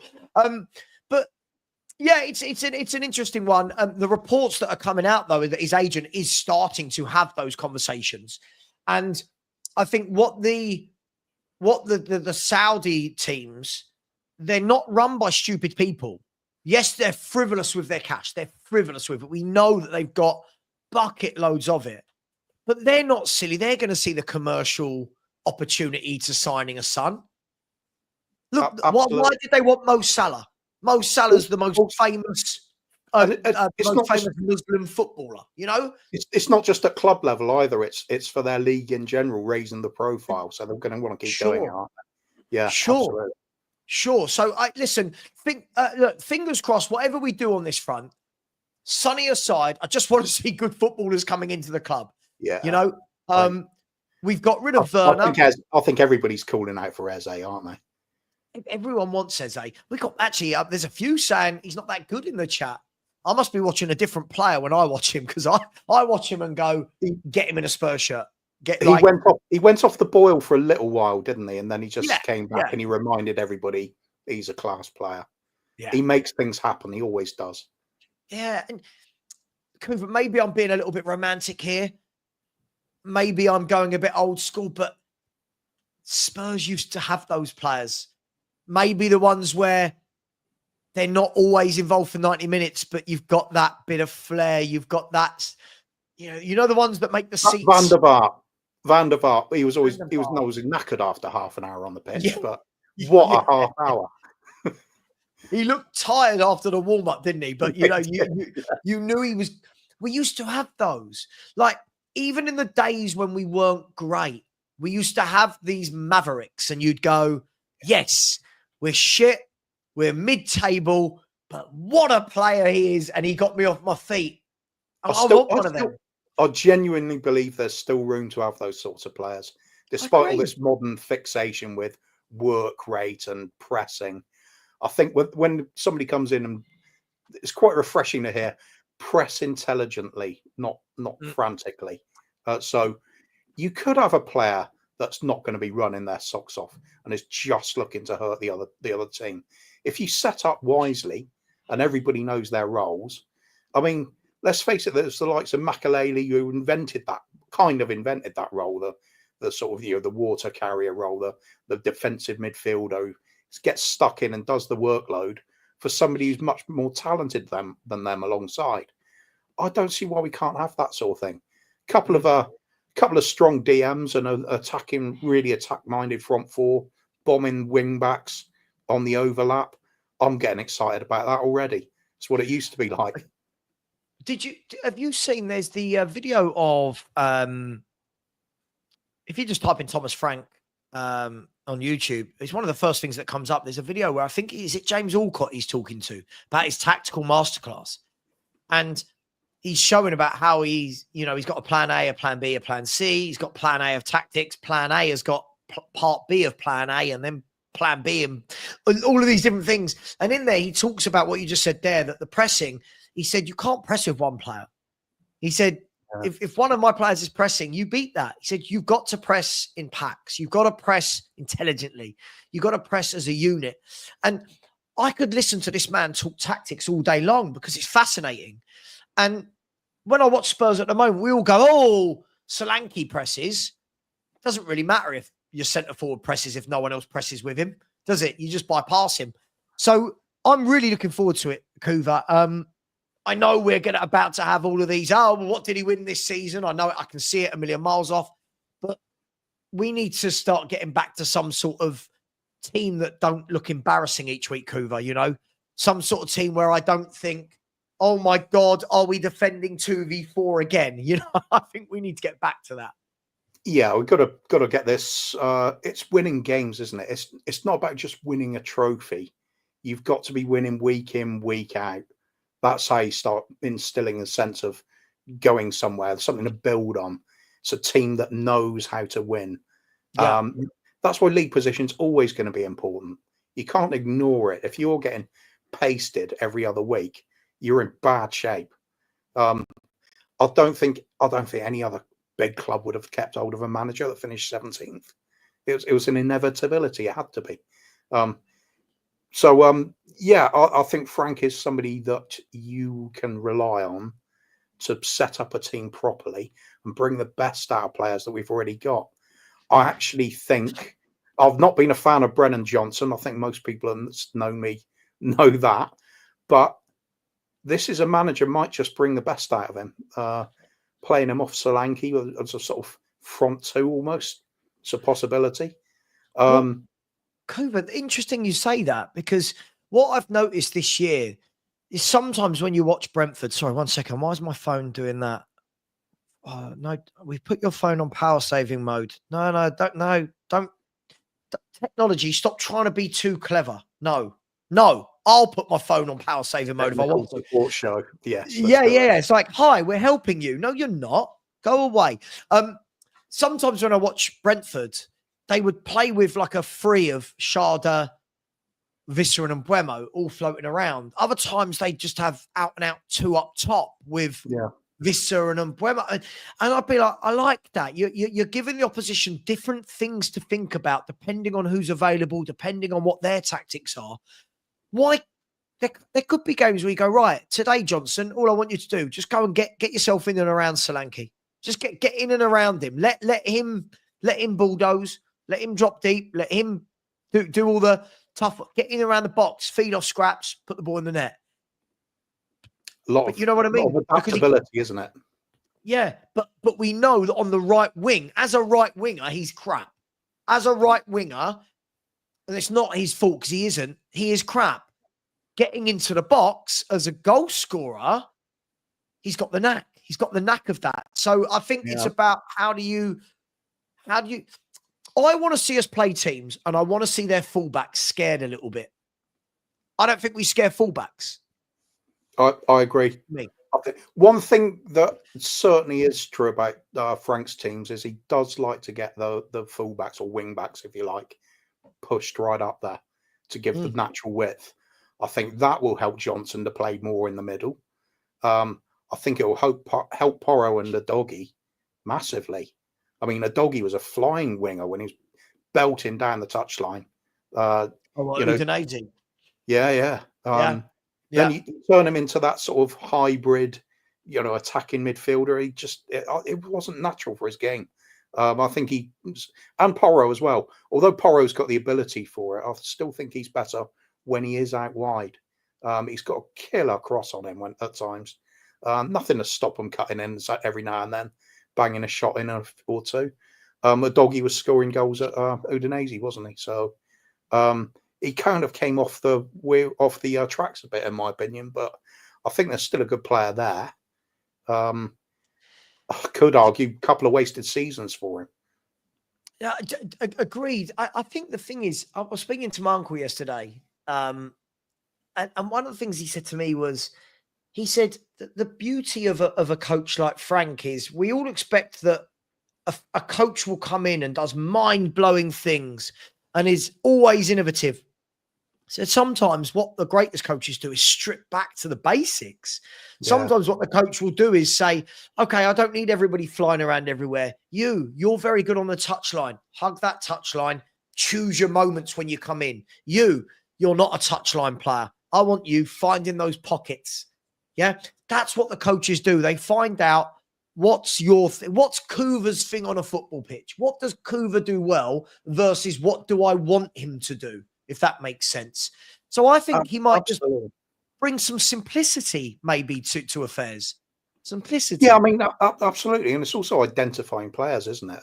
You look at the strengths of a player, maybe tinker the system to fit that player rather than rigidly sticking to tactics that they struggle with. Just accept that they're not quite that sort of player. Do something a bit different with it. I think that's what the greatest managers always did, isn't it? Cloughy, for example, he could even, I hate saying it, but it goes back to what was said about Wenger. He's the greatest manager we never had. I love the idea of just telling your players, you basically know what to do. I respect you as professionals. Just go out there and enjoy yourself, play the game. He's going to pick the kind of players and assemble the kind of squad that can do that. The game sort of developed beyond him, but obviously he had a lot of success with it. And there are managers like that who will just accept that footballers aren't robots. You should have a bit of flair, you should have a bit of imagination and taking things on your own shoulders to affect the game, rather than having to do shouted instructions at them constantly. I think Frank's kind of got that nice blend of there's an overall structure, but do your thing, try and express yourself a bit. And we see that with like the likes of when Tony left and everybody thought, they're not going to be the same anymore. That threat's gone. And they got better. Didn't matter, did it? It really didn't matter. Totally different style of forward line. And much more dangerous, you'd say. I've got no sort of reservations about Frank at all. I think it's just a question of how much do we back him? I know we will back him because, like you said earlier in your show, Levy does spend the money. It's a fallacy to say he doesn't spend it. We just regularly spend it badly. Is it going to be a case of that again? In which case, it's going to be difficult going. But I think even if you took this squad as it is, we'd see a vast improvement on the season ahead, just with this group of players. I completely agree. I've said for ages, this squad is nowhere near as bad as fans keep making it out to be. But the difference is he's taken a squad, tried to make them play. Listen, one thing I do give him credit for is he tries to innovate. I will never, ever knock anyone in life for trying to innovate. the problem that I had with it is when he saw that the innovation was just too wild and didn't work, is that he didn't stop trying to innovate and take it back to basics. And I think, I don't know if anyone saw last night, really good podcast on Chris Cowlin's show. Don't know if you saw it. They had Martin Lipton, who I think is one of the chief reporters for The Sun, maybe. And the first 20 minutes, it was really, really good. Oh, look who it is. Look, the old band's back together. Look at the old band back together. Look. Hey up, Groove. Oh, it's been ages, mate. It's been fucking years, buddy. How you been? It really. Have you moved into that room you were talking about now, then? What was I talking about? Making a little studio for yourself. Oh, no. This is the house that I bought. This was like an old. This is one of the spare bedrooms it's got like kids wallpaper on the back, which is a New York skyline. But it looks like a little bit like a studio, but it's really just a child's bedroom. Yeah. That's studio, the Tottenham way. Why spend on a studio when you can do the cheap option? A child's bedroom with Timmy Mallett's chair stuck in the middle of it. Yeah. Hey, Elton John's chair. Come on now, what are we doing here? But yeah, listen, it's actually a good time for Sean to join. Yeah, I watched, so they had Martin Lipton on Chris Cowlin's show last night. And if anyone gets a chance, watch the first 20 minutes. And Lipton is someone I've not really seen before. Absolutely explains Ange's tenure and what's happened at the club in 20 minutes perfectly, Kuva. And the one thing he said that got me was, if I could see it, he said to Chris, and you could see it, and all the fans could see where the gaping holes were and the donut in midfield and the inverted. He went, how are these people paid £5 million a year? How are they not seeing it? This is their job. They must see it. And if they've not seen it, then it's utter negligence. And if they have seen it and not adapted, then that is also utter negligence. And I just thought that was really poignant, Kuva, that he said that. So as much as people might not like Frank won't do that. Frank will not allow a big donut in our midfield. He will not allow teams to run through us at will. I think he was kind of exasperated by Ange's press conferences, wasn't it? Because it was like he's saying things that don't fit with what we've just watched. I thought we dominated the game when we got absolutely hammered by somebody. Yeah. Or when he's even asked, did you adapt the tactics for this game and play more pragmatically?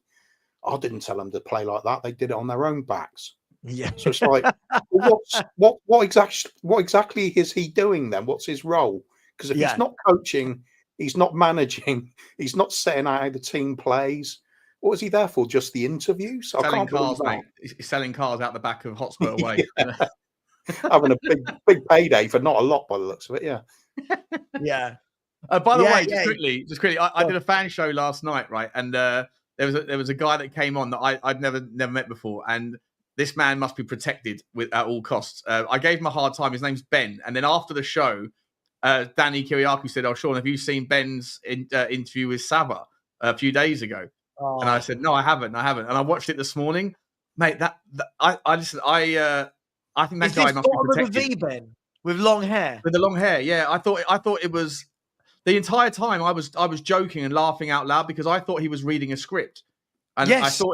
I thought he was just reading something off a screen or had and I let him. I asked him, "So are you reading?" And he said, "No." I said, "Are you sure about that?" And everyone in the chat saying, "No, he's definitely reading. He's definitely reading." And then I said, "Okay, I'm going to ask you a follow-up question." I asked him a follow-up question, and he continued to look like he was reading. And I was like, "Hang on, are you fully prepared to the point where you've got your initial statement, and then you've also considered all of the likely rebuttal questions, and then also have statements for them? Like, how deep does this thing go?" And then I asked him a third question that was entirely unrelated, and he continued to look like he was reading, but he clearly couldn't have been because there's no way he would have prepared a third answer that was so disjointed. And then afterwards, I came back on Danny's recommendation. I watched his show with you, and I feel like that man is an absolute, like, he's hilarious and so passionate that man. I know he obviously riled you, Sav, but he's an entirely he should be a protected species because it's rare that you have someone that's so sincere but also so like enjoyable but also passionately wrong about his topics. Listen, Ben always comes on. The thing I always give Ben credit for is when I do a call-in show, yeah, he he is one of the very few Anginners, so to speak, that would come on and actually talk. A lot of them just slag you off. Not you. I mean, the royal you. A lot of them slag you off. Ben comes on. But when Ben started talking to me about, well, you say we're bigger than a Burnley, but Burnley, have more league titles than us, or as many league titles. And I'm like, yeah, but Burnley last won the league in 1962. What are we doing here? Like, yeah, but when you look at Derby County, I'm like, no, hang on. Whoa, what are we doing here? Stop talking to me about Burnley and Derby.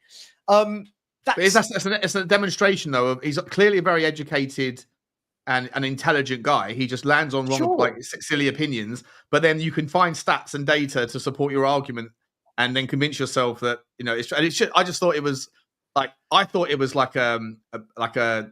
know how to say it without saying, because I don't mean this in any condescending way at all. I really thoroughly enjoyed having that 15 minutes with him. I thought it was absolutely brilliant, and I don't know who he is, but I'd love to. If anyone knows him, then please. I might put out. Have you seen this man? And all I know, he goes by the name of Ben. He's strong opinions. Please send him home to me, because I want to keep that guy around, because he was hilarious. The frustrating thing I have with him, and Coover, I don't know if you've ever seen me and him have the chats. I'm sure most people have. Is I ask a question that's got a really basic answer, like I'll ask you, what do you want from McDonald's, Coover? And you'll go, yeah. But when I was in this restaurant the other week, no. What do you want from it? I can't get an answer. Historically, Burger King have had a wider selection. Yeah, something like that, right? But I ask him anything. And he goes, yeah, but when Ange was at Melbourne, no. I've asked you about Tottenham. Yeah, but historically in 1997, no. And then I get frustrated, and it's great viewing for everyone involved, right? It's absolutely brilliant viewing. But on a side note, don't even know what we were talking about now. Sorry, yeah, I came in. We were talking about Ange Postecoglou and the interview on Chris Cowlin from someone. No, yeah, we were we were just talking about Thomas Frank, really, and tactics and the way that I don't think he will allow us to look like we're uncoached and undrilled, and very much looking forward to that. And we were saying maybe it's about a bit more simplicity, Sean. We're saying that someone needs to come in and coach and drill, but that doesn't mean that they need to have crazy ideas. Let's just get back to some basics and be a well-drilled football team, right? Yeah, I think so. I still have this unanswered question, and it's sort of eating away at me inside, right? And I think I mentioned this to you last time I was on, and I don't know the answer. I'd love to get your thoughts and Coob's thoughts, and also the comments, the chat's thoughts. I think, look, a lot of people who want to give credit to Thomas Frank, they'll give him the credit and say, look, he's good at tactics. He's obviously a scholar of the game, and I've no disagreement with those things. But the developer of talent conversation, when you only have the one club really to look at as the sample size for him, and you know that club is also well known for Matthew Benham's data science model called Smart Odds, who, if he's given the credit of developing players like Visser and Rico Henry and Mbumo and all these players, if it wasn't for injuries or whatever, they've come in at £5 million and been sold for 40. Therefore, ergo, Thomas Frank has done a wonderful job keeping a small club sustainable in the Premier League, and the notion, the argument that he's a great developer of talent is supported by the fact that all these players have come through as these guys and left as these guys. That's fine, but if there is also a coinciding argument about the data that is doing that stuff, that he is a participant in but not the generator or the developer of, then how can you verify it? Well, like you go to a team like Brighton that have exactly the same model. That the story between the two clubs is so crazy that the two owners were best mates. They had a huge falling out, and they ended up building competitive companies in the same space, building and then owning competitive football clubs that are basically the same size and basically are known for the same thing. They should write a movie about that. But then if you look at Brighton, where they haven't had just one manager for their entire growth, but you look at the managers that have come through, and you look at the players that are developed, like Alexis McAllister that came in, no one knew who he was, and he went on to be a great player. Mark Cucurella, Evan Ferguson to a lesser extent, Moises Caicedo, all of these guys that have done exactly the same thing that maybe Mbumo is about to do. And then you go, well, how much of that was credited to Graham Potter? Well, Graham Potter is also given the tag of a great developer of talent. Okay, but he left Brighton. What happened next? Well, he went to Chelsea, and he was given loads of kids. but it was an absolute unmitigated disaster for him at Chelsea. Now, again, the context there is how much of that was his fault versus how much of that was the batshit crazy entry of Todd Boehly that was just throwing money and didn't really know what he was doing. Not sure. Then he leaves there and goes to West Ham, that is also known as a club who develops their young players traditionally and gets the best out of them. But really, the success stories in the last couple of years out of West Ham are Jared Bowen, who wasn't brought in, who didn't come through the youth system, Mohamed Kudus and Lucas Paquetá. All of those players came in as good players, built up somewhere else. So I guess all that rant is to sit there and say, well, if we're assuming that Thomas Frank is this great developer and there is that kind of parallel argument about the data, and you look at a guy that did move on from Brighton with the same value attached to his name, and it didn't work at Chelsea and it didn't work at West Ham, and there's no stories of development of talent there, then are we potentially guilty? And I'm not trying to create a narrative here, but just asking the question, are we potentially guilty of misreading Thomas Frank's ability to develop talent? And that in reality, it was the data that just identified players that were in areas of the world that didn't have the attention or the eyeballs on it, and that maybe those players were destined to become awesome anyway. I do love Sean's questions. They go on for bloody ever, don't they? I mean, no, but I've got to explain where I'm coming from. No, I'll tell you what I like about it, though. Listen, this is what I've always liked about Sean. It's thought-provoking. This is what, isn't it what this should be about, right? It's about thought-provoking questions and answers.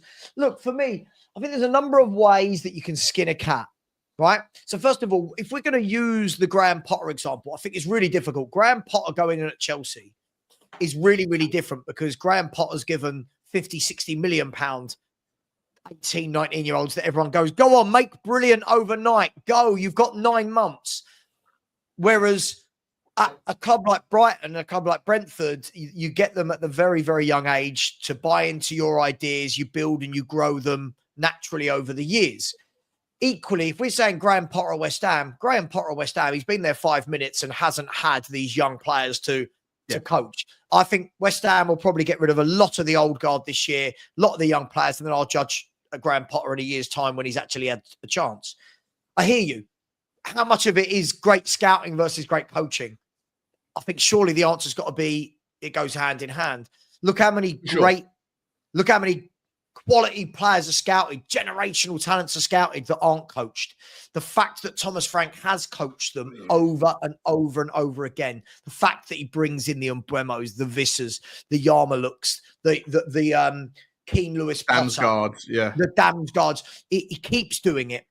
And his background, where he started in coaching and management, is a national youth setup. So this is a guy that works with young players. He's always worked with young players in one way, shape or form. But there's got to be that. I agree with you, Sean. I'm not just going to sit here and go, oh my God, this guy's going to make every young player at Spurs into a Dele Alli, into a Gareth Bale. Of course not. But it's an unknown, isn't it? And time will tell, I guess, right? It is. But what we've also seen is, look how well he does at getting players buy-in. So, for example, right, I'll tell you one I'm seeing go around the internet, and I'll hand over to Kuva. I'm seeing a lot of people now going, oh, Spurs are linked with Nathan Collins. Oh, he's shit. We don't want him. And I can tell, right, that these people have not watched Nathan Collins.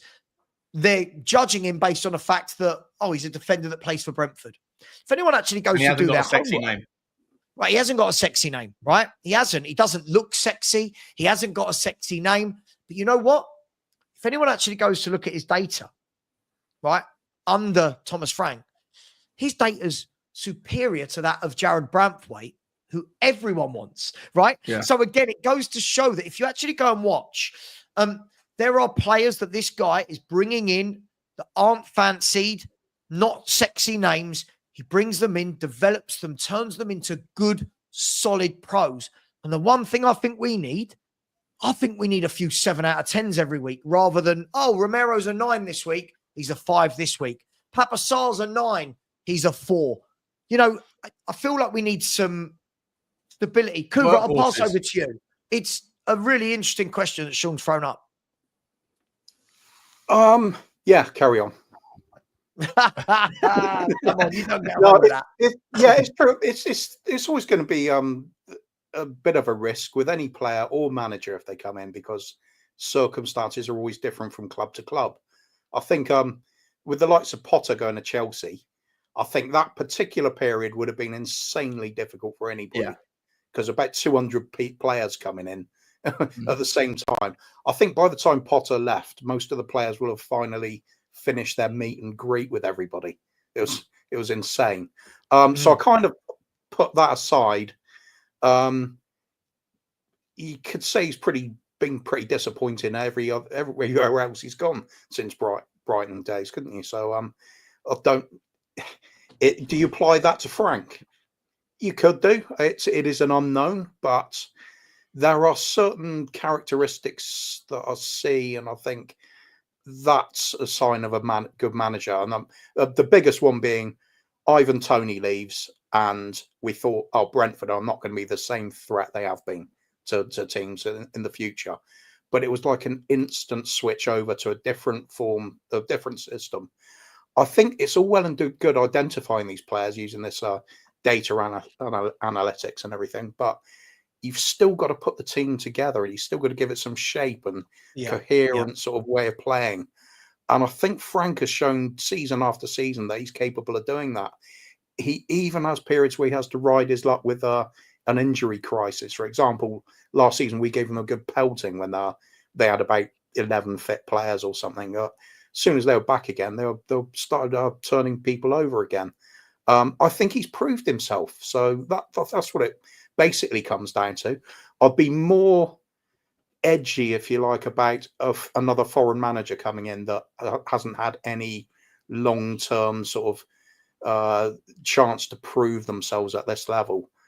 We've had that in the past. I mean, although you could argue like Ramos, Postecoglou, both won something doing that. So it's always isn't that short-termism versus sustainability? I know football fans are just trophy, but at the same time as winning the trophy on this hand, you've got to see some stability and growth on this hand, haven't you? I agree. And at the end of the day, when we're talking about somebody like Frank, we're talking about somebody who's proved themselves at one level, and we're just asking the question, can they now translate that to a slightly higher up level? Let's be fair to Brentford. Well, not just slightly, much bigger expectations and revenue potential at Spurs than they've got. So can that be done? And I think you've got to take those risks sometimes, but it's more of a qualified risk from my point of view with Frank than it would be going for that, sort of spectacular short-term success from abroad, like an Amorim, for example. Do we know they're going to be successful in the Premiership long term? Still unknown, really, isn't it? Yeah, same with Xavi, right? Yeah, even absolutely. Xavi doesn't. I never knew he spoke English. Apparently, he speaks better English than like Mourinho. But the big unknown for him was Premier League. It's a different beast, right? Different level of sort of press expectation. Isn't it fair to say, like when people are going, "Oh, it's a risk"? Isn't every player, every manager, everyone's a risk? Like when we bought in Poch, listen, I'm old enough to remember this. That's old enough, so I know going back, like it's not that long ago. But everyone was like, "Oh my god, what this guy from Southampton and what are we going to do?" And then 2 years into his reign, everyone's singing about his magic. So I feel like everything's a risk. But what I love is the measure of the man. I look at Thomas Frank and I just go, you make me feel at ease as a football fan that my club is in good hands. Yeah. Sleep easy at night. Yeah. I don't feel like we're about to self-destruct in every press conference interview. I don't feel like this guy is going to take the easy route out in blaming things. I think he's going to coach. But you know what? Get him on the training ground. And those players, if they're sulking, keep hearing they're sulking, get them out. Don't care. Did you see Mickey van der Ven's comments last night after the game? Yeah. Didn't really like it, if I'm honest. Not a fan of it when he said, Weird. I thought. Yeah, I don't know why he's saying it's a strange decision. Like at this point, the manager's gone. You're essentially calling out the board. I think that's naive on him. I love Mickey van der Ven, but like it's one thing you just don't as a player, you don't bite the hand that feeds you. Like, no matter how good you are, and like, what's the point? Like, Ange has gone. Right? Like, I don't know why you're coming out saying things like it's a strange decision, because all people are going to infer from that is what we both are inferring right now, Savva, which is he didn't agree with it and that he's calling the board stupid. And look, he might be right, but again, like, do you want your players? You know, he also said it's a decision that the players have absolutely no influence over. Is that also something that we should infer from that he's saying that the players should have an influence over? I don't know, you know, but like either way, if you're fucking paid to do a job. We've all been in office jobs or jobs, whatever, where your manager's moved on. You've got a new manager at some point, right? Or a new boss. Yeah. You know, you might not like it, but you don't say out loud, "Oh fuck, I don't want this cunt." Sorry, mate. Sorry. You're right. Sorry, buddy. You don't want this guy. Sorry, mate. That's terrible. Don't want this guy. If that gets demonetized, I've got serious questions about many other channels. If that gets demonetized, I'll be honest with you. True. Yeah, but you wouldn't come out and say out loud that you don't want the new guy, you prefer the old guy, or that his boss is making a stupid decision. It's just not good not good, is it? Because you're not going to change anything by saying it. So, yeah. No, absolutely. I mean, Kuva, what do you make of this? I mean, we've had Maddison came out and it was literally all a bit gushy for me. Someone definitely wrote that other than James Maddison. It was all a bit too well written. You've got Sonny coming out essentially lying, going, "You did it your way, Gaffer, when to win it, we absolutely did not do it his way. We literally couldn't have been further away from his way to win that competition." You've then Mickey van der Ven has come out and said things as well. Basuma's putting up screenshots of the WhatsApp conversation that he's having with Ange. It all feels a little bit cringe, doesn't it? Or I don't know, like, why aren't these things private? Why? Don't know. Cringe for me. Yeah, I suppose if you're a bit cynical, and I am when it comes to this club, you could say it's sort of indicative of how little it really matters with the players. You know, of course they're going to like a manager where they can lose 20 odd games in a season and it doesn't matter. They're still going to have their nice big payday. They're still going to be getting on with it. And the manager, fair play to Ange about this, because a lot of people don't do it, but there are managers that will take everything. They'll shoulder all of the responsibility and all of the criticism.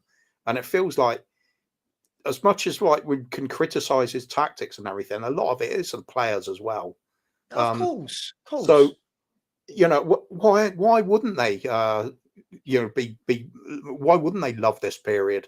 Can sit on their arse most of the time.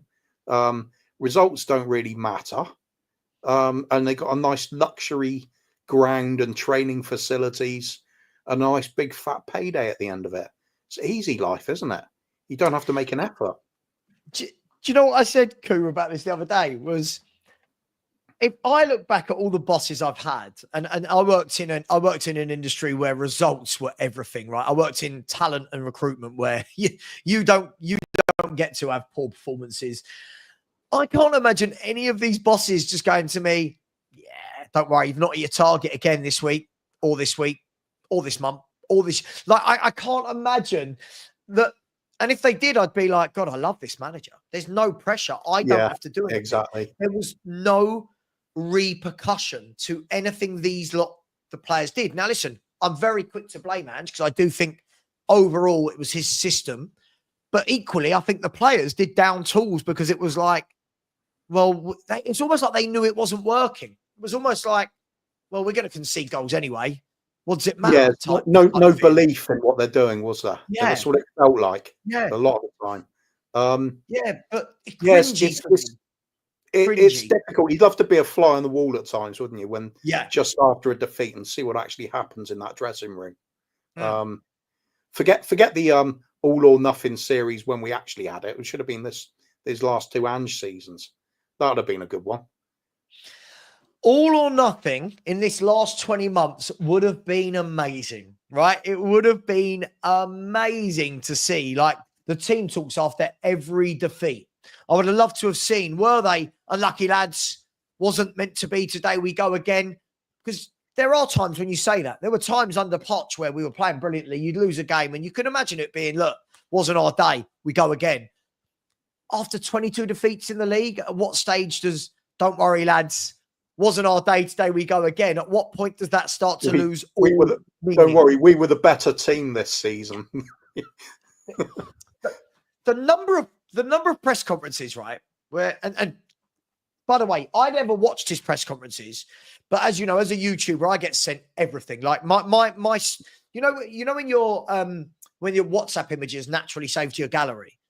I look at my pictures stored at the end of every night, and I'm like, there's 100. Like I don't know where all this came from. Like every day it was like, oh, I thought we were unlucky today. I thought we were a better team. We pressed, we worked hard, and I'm like, we just lost 4-1, Ange. Like I don't know what you were watching. I was watching a team that were ripped wide open, and the problem that does for me is it told the players it's okay.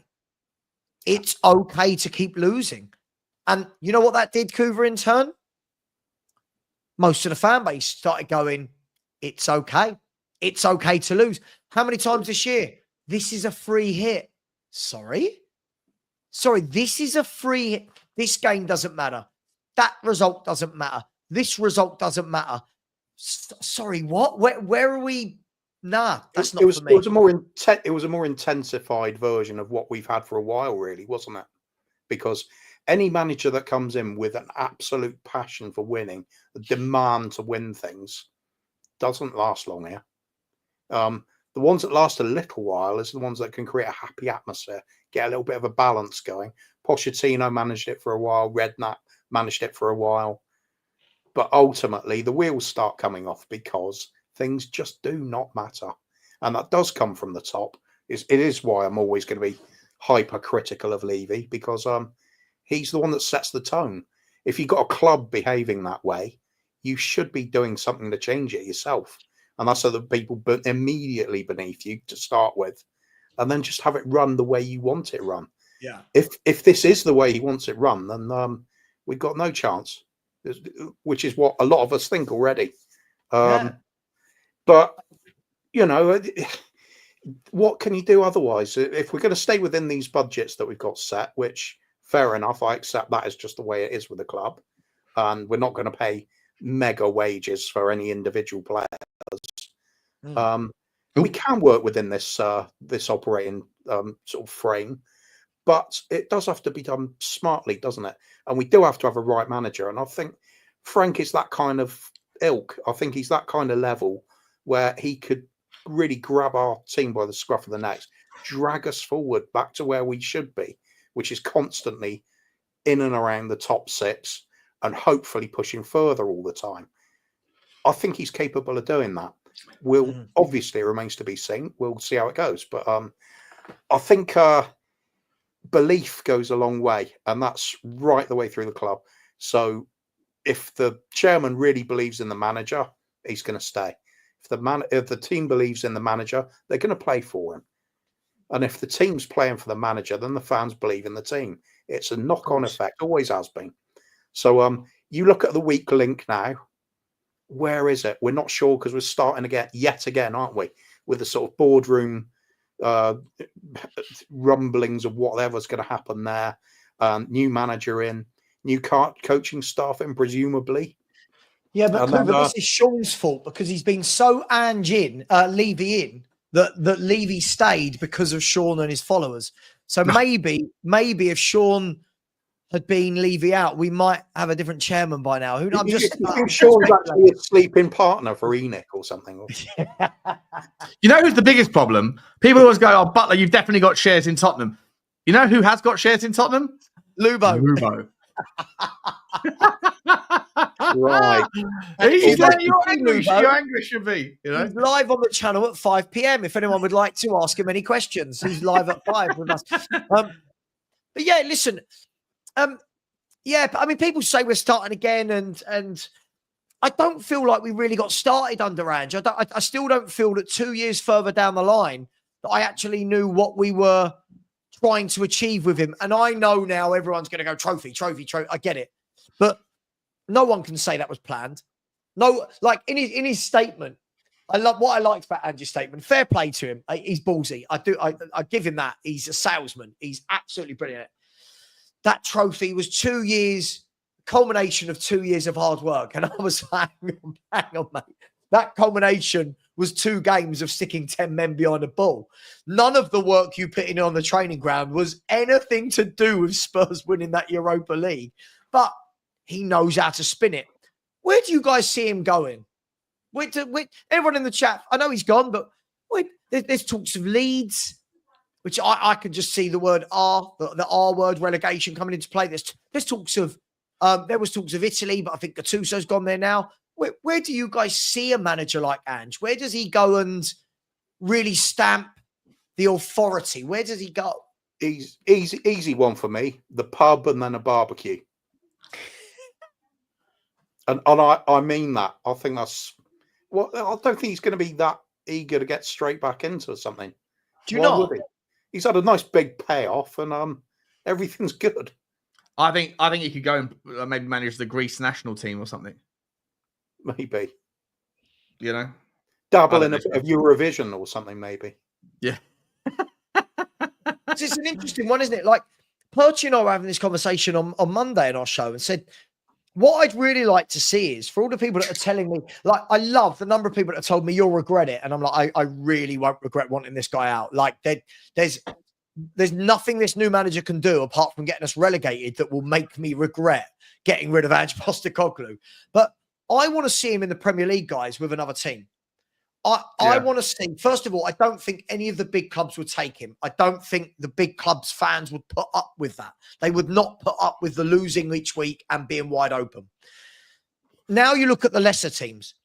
For me, if Ange Postecoglou is managing a Brentford or a Wolves or someone like that, I think he takes them down, guys. I don't think he knows week to week how to manage that situation, which is why when Spurs started sliding down the table, he didn't know how to change and adapt. You know how when we get in debates with people in content in the creation in YouTube or whatever, and you're cornering someone into a part of an argument that they don't really want to be in, where they've kind of got themselves wrapped up in like sort of double speak a little bit. They're saying one thing, you go, well, hang a second, but you just said that, and then they end up and they try and deflect and sort of diffuse it and move around. And in the end, they know that they're beaten, but they'll never admit it. They'll never, ever go, you know what, fair enough. I sort of screwed up there. They can't do it because it's too damaging in their mind. And then they'll go to bed at night going, no. And they're like losing sleep over it. And then in reality, no one else cares. Right? Everyone else has just moved on to the next drama or whatever, the next moment. I feel like Ange Postecoglou, the fact that he said that thing where, maybe I wasn't clear, it's I don't usually win, I always win. Nothing's changed.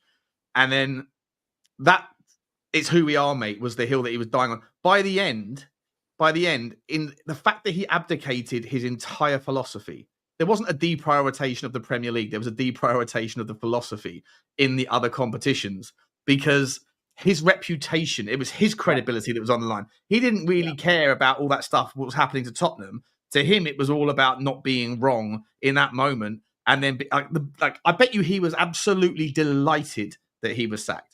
Not just because he got £6 million as a payoff, but because he never had to prove anyone right or wrong again. And that, to me, is a source of frustration because I feel like it's the unfinished symphony. I feel like I don't know where the story, how it would have gone, whether he was a fraud or whether he was. Yeah, but maybe it would have been, right? But I feel like he's probably, in his own mind, he's probably not really willing to even acknowledge that because he's so proud and so I don't want to be wrong. But he can now forever be the guy that was right about the one thing that he said and hope that everyone will forget all of the 100 things that he that I think he's saying to me then. No. Shut up! So she's got a really squeaky toy. So my point is I feel like for him, for Ange Postecoglou, it doesn't matter what's next because this was his moment and he managed to find his way through it. Right. But what it took for him to do it, if you were kind of paying attention, was a complete abdication of all of the arguments that he'd been making in the debate, if you like, over the previous 2 years. And it was only people that are paying attention that are going, I need this to carry on for a little bit longer just so I can see you really squirm. My analogy is he was trying to light the campfire and he keeps striking matches and they're all failing. And he gets to the last one and see, told you. Meanwhile, he's sweating buckets, panicking. What? And he still burnt his eyebrows off. Yeah. Guys, let me ask you. I mean, look, it looks like it's going to be done soon. Apparently, there's reports going around this morning that it's all hinging on one person at the moment, apparently, which is Justin Cochrane, who is the England under 15, 16, 17 manager, who's with Frank at Brentford. So apparently Frank's bringing 5 or 6 of his staff, which I'm over the moon about. Like, if you're going to take him as a package, take all of him. It looks like it's going to get done either today or tomorrow by reports. After that, how quickly do Spurs need to move, guys? I know that transfer window shut and it doesn't really mean anything. How quickly do we need to move? Can we afford to be going on tour to Asia again without players through the door? What do we need to do now, guys, moving forward? Assume he's here. Yeah, I think I'd be a little bit worried if we're making loads of sudden transfer moves, because it would suggest to me anyway, that these are players that we've already been looking at, and they're going to be more club signings. So that might be a little bit of a concern. But if we do wait a little bit longer, I mean, I know we all want to have transfers flying in straight away, and big names and exciting names like an Eze or something going up. But I think it's more than ever. It's a case of we've really got to get these things right. It can't just be a panicked sort of marquee signing and then a lot of dross to go with it. We need, and it fits in with what you're saying about the 7 out of 10 performances, Savva. I think we need that sort of ilk of player. These players that are highly consistent and will give you the foundation to build a proper team on. Sorry, I've just taken this squeaky toy off of Stanley because, I was going to say, how did you can you hear Bugsy's one in the background? Can you hear it? Yeah, but it's funny. Oh, sorry, I'll close the door. Sorry, I thought you wouldn't pick up. No, sorry. You're all right. Look, yeah, that's what happens when you have dogs. But Hoover, let me throw a spin on what you've just said. I think if we're suddenly going to start getting players in, there's lots of talk that the Frank conversations aren't new. This isn't a thing in the last week. That they've been talking to him for months. And if that's the case, then they might have already put a plan in place that they know who he wants and stuff. Couldn't there be that to it? That's a bit naughty, though, isn't it? If they've been talking to him for months and know the transfers that we're going to look at as well, that's some in-depth bit of conversation going on, isn't it? Yeah, but sod it. Chelsea, Newcastle, fair enough. Do it. Sod it. Exactly. If it benefits us, then sod it. Let us be the arseholes for once. Let us be that horrible club that go about things arse about face. But listen, still people hanging on as well, Coover, to the whole Mbeumo thing. Like, people are hanging on to this by a thread, aren't they? That maybe we can jump in and take him. Yeah, do you give any... Are you holding on to it? Okay. Sean, are you holding on to that as well? What's that, mate? Sorry. You're holding on to... Coover shamelessly is holding on to this idea that we could still scupper the Mbeumo to Man United deal, and maybe he's waiting for Frank to join it. Champions League to be entirely honest, I know I'm in the minority on this one, but I don't get me wrong, I'll be happy with either of them. But I've sort of done a lot of digging on the Y-Scout tool. I spent a long time over the last couple of days looking into Semenyo, and there's something about Semenyo. I know his stats are not quite as good as Mbeumo's, but the Semenyo for me looks like such a baller, such a two-footed player. Like, the way he strikes the ball with absolute, like, he hits the ball like Julian Dix used to, but he does it where he knows, like, he hits it absolutely like. He knows where he wants to place it, but it's not a placed shot. It's like, I'm putting my foot through it, but he gets where it needs to be. I really like him, and I think that there's something. I think I'm happy with either, but no, I don't think we're going to get Mbeumo. But I'd love it if we got Semenyo.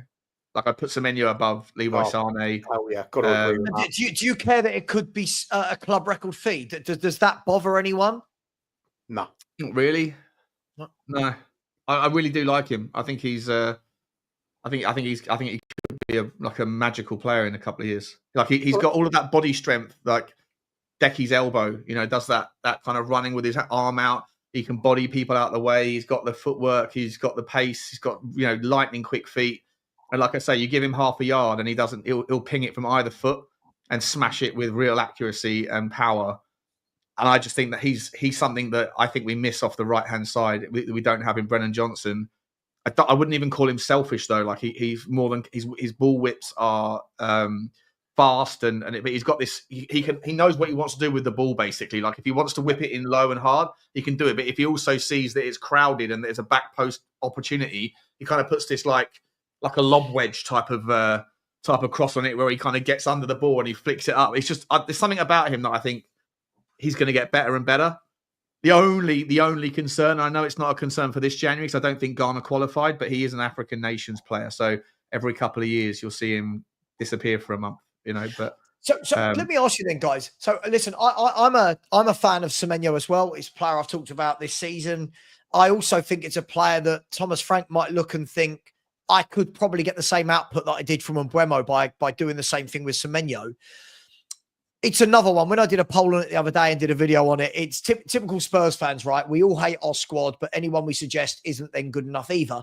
Why is it? Because again, is it? Oh, he's at Bournemouth. Oh, it's not a sexy name. Well, why are there many people that wouldn't want Semenyo? I don't know. Like I say, I don't know. I think it might be that.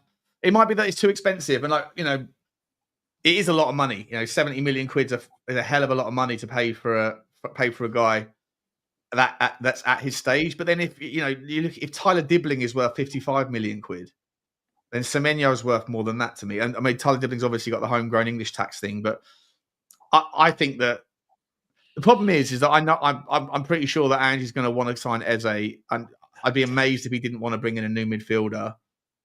And so, do you think a lot of it though, Sean, is that people will associate? Hang on, if we go over there and get Semenyo, then that completely takes away from over here with an Eze, rather than have both. No one thinks we can have both. Yeah, here's the double signing of Semenyo and Eze, and we all go, "Oh, that's tiny." Tasty. Is that why? Yeah. Is it possibly, mate? Yeah.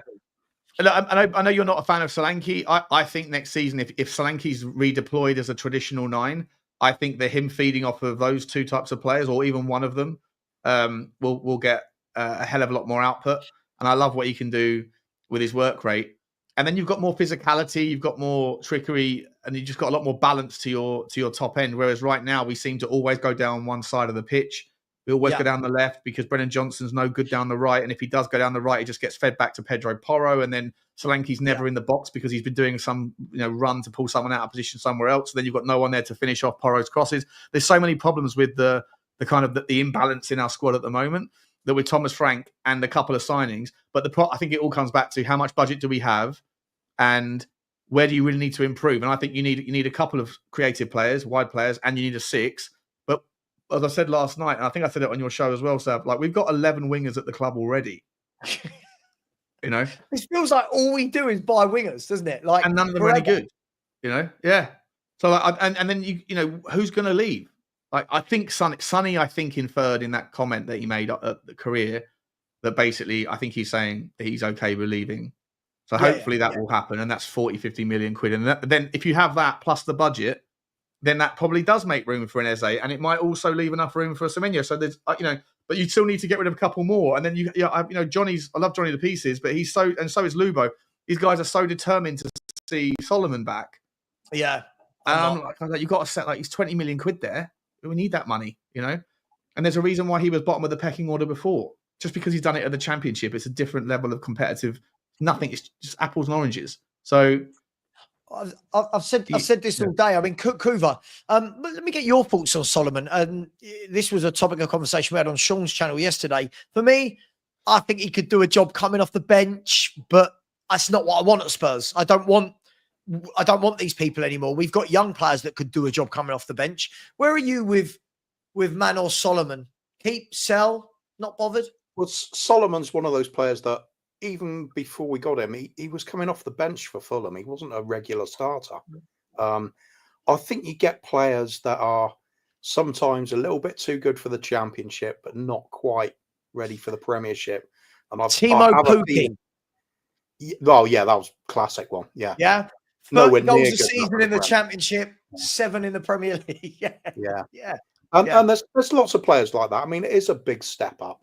I'm not sure on him, but I think the injuries and then, lack of opportunities is very difficult to really say for sure, isn't it?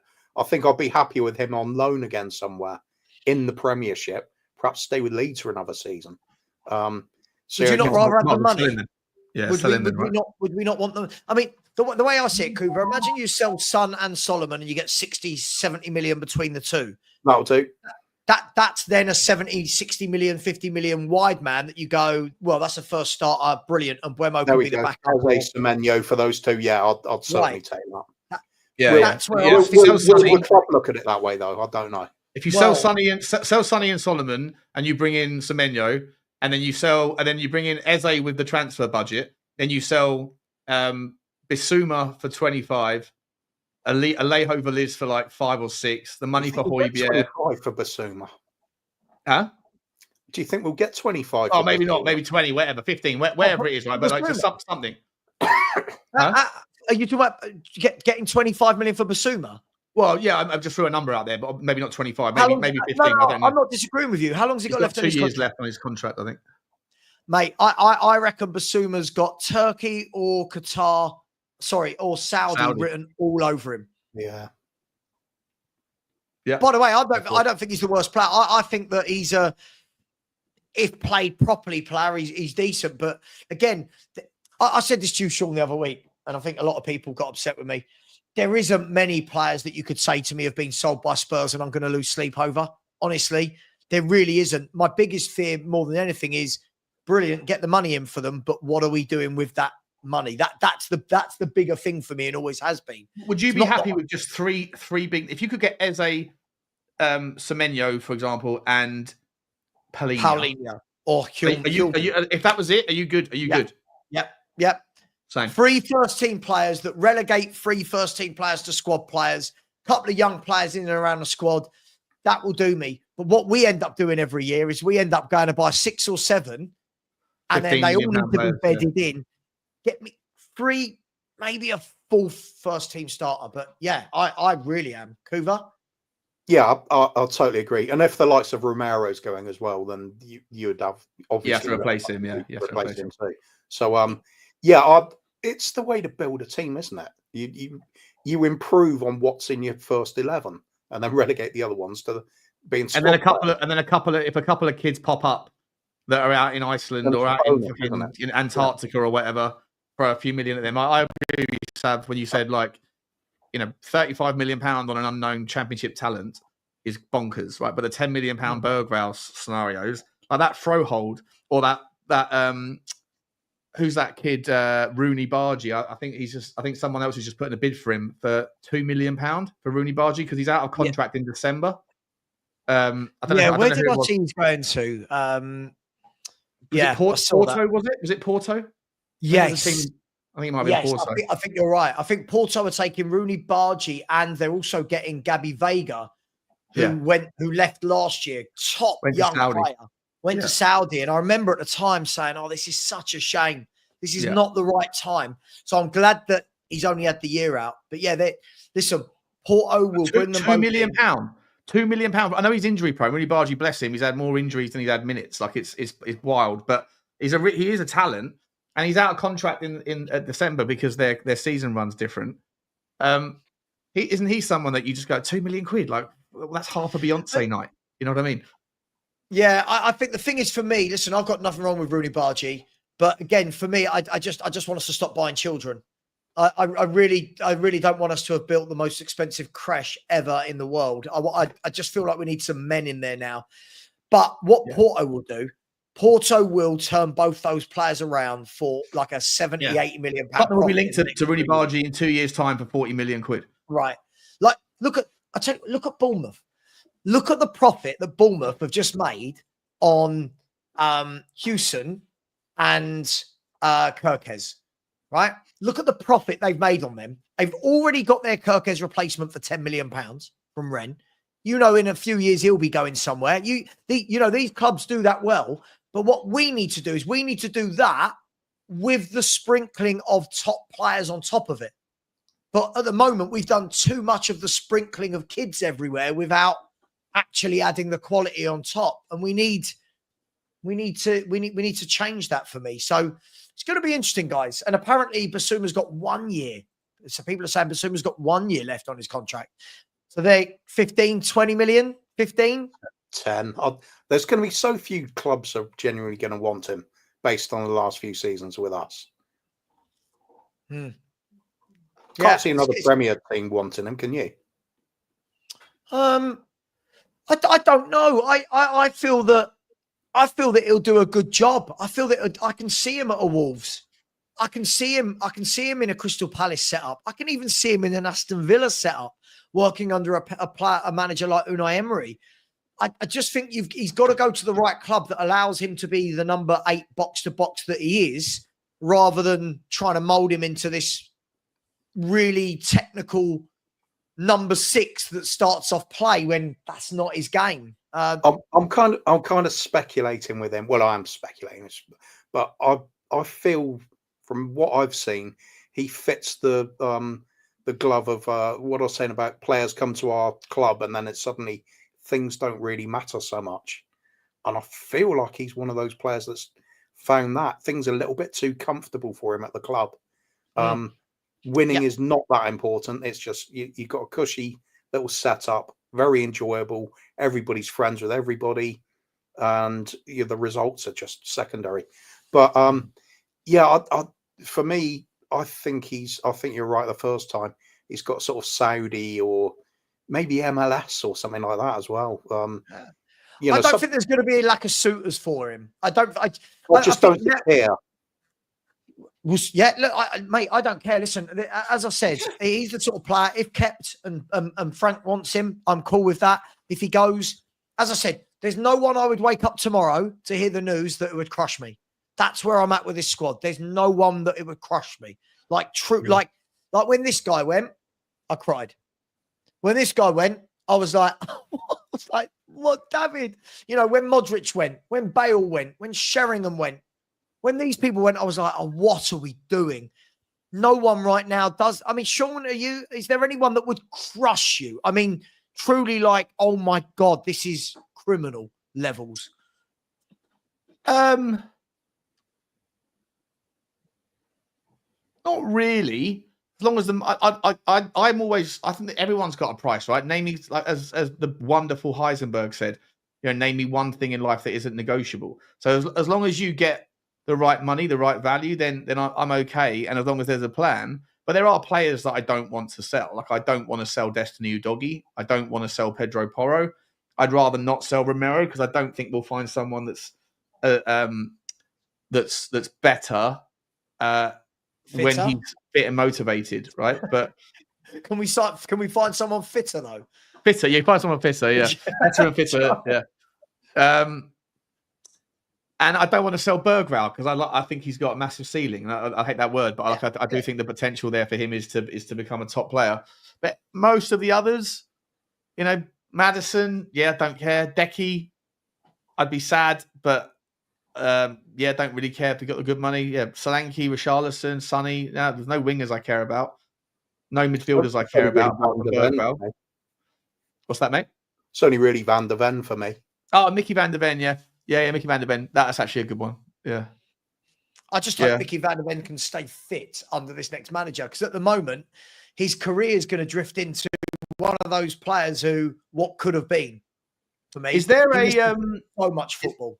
Is there an argument that Mickey Van der Ven looks better than he is in this Ange system because he has this get out of jail talent, right? But when you ask him to play a 15-yard deeper line and he has to, what's that?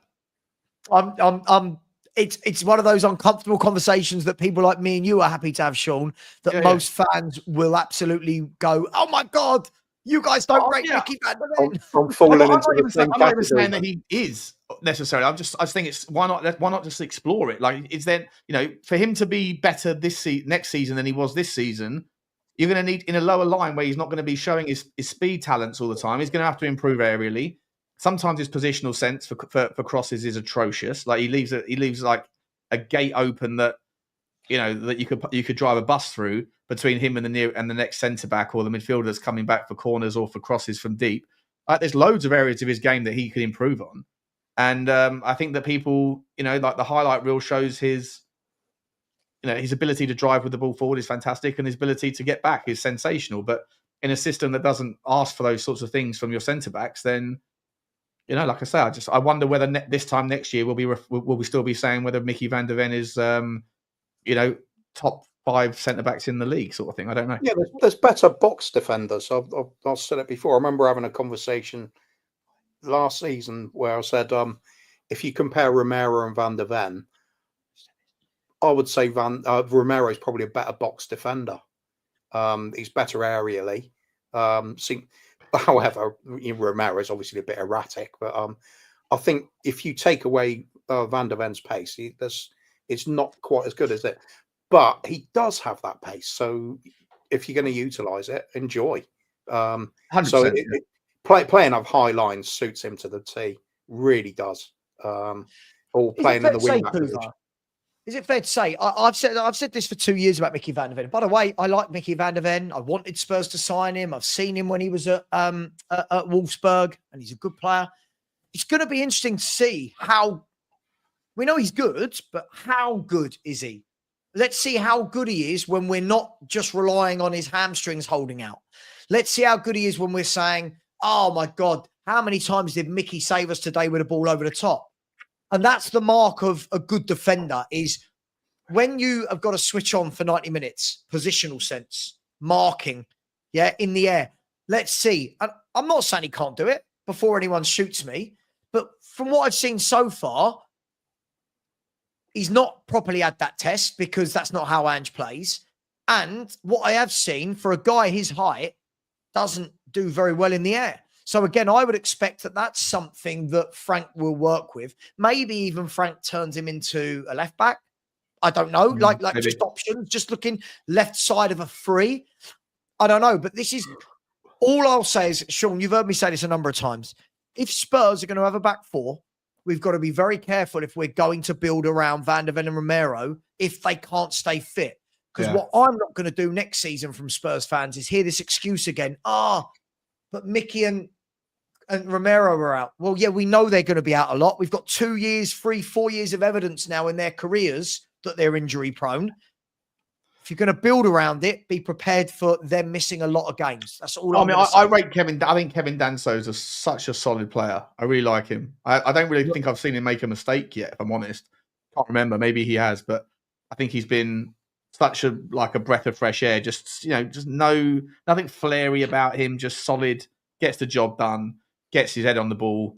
Little bit sort of Rudiger vibes about him for me. Yeah. Okay.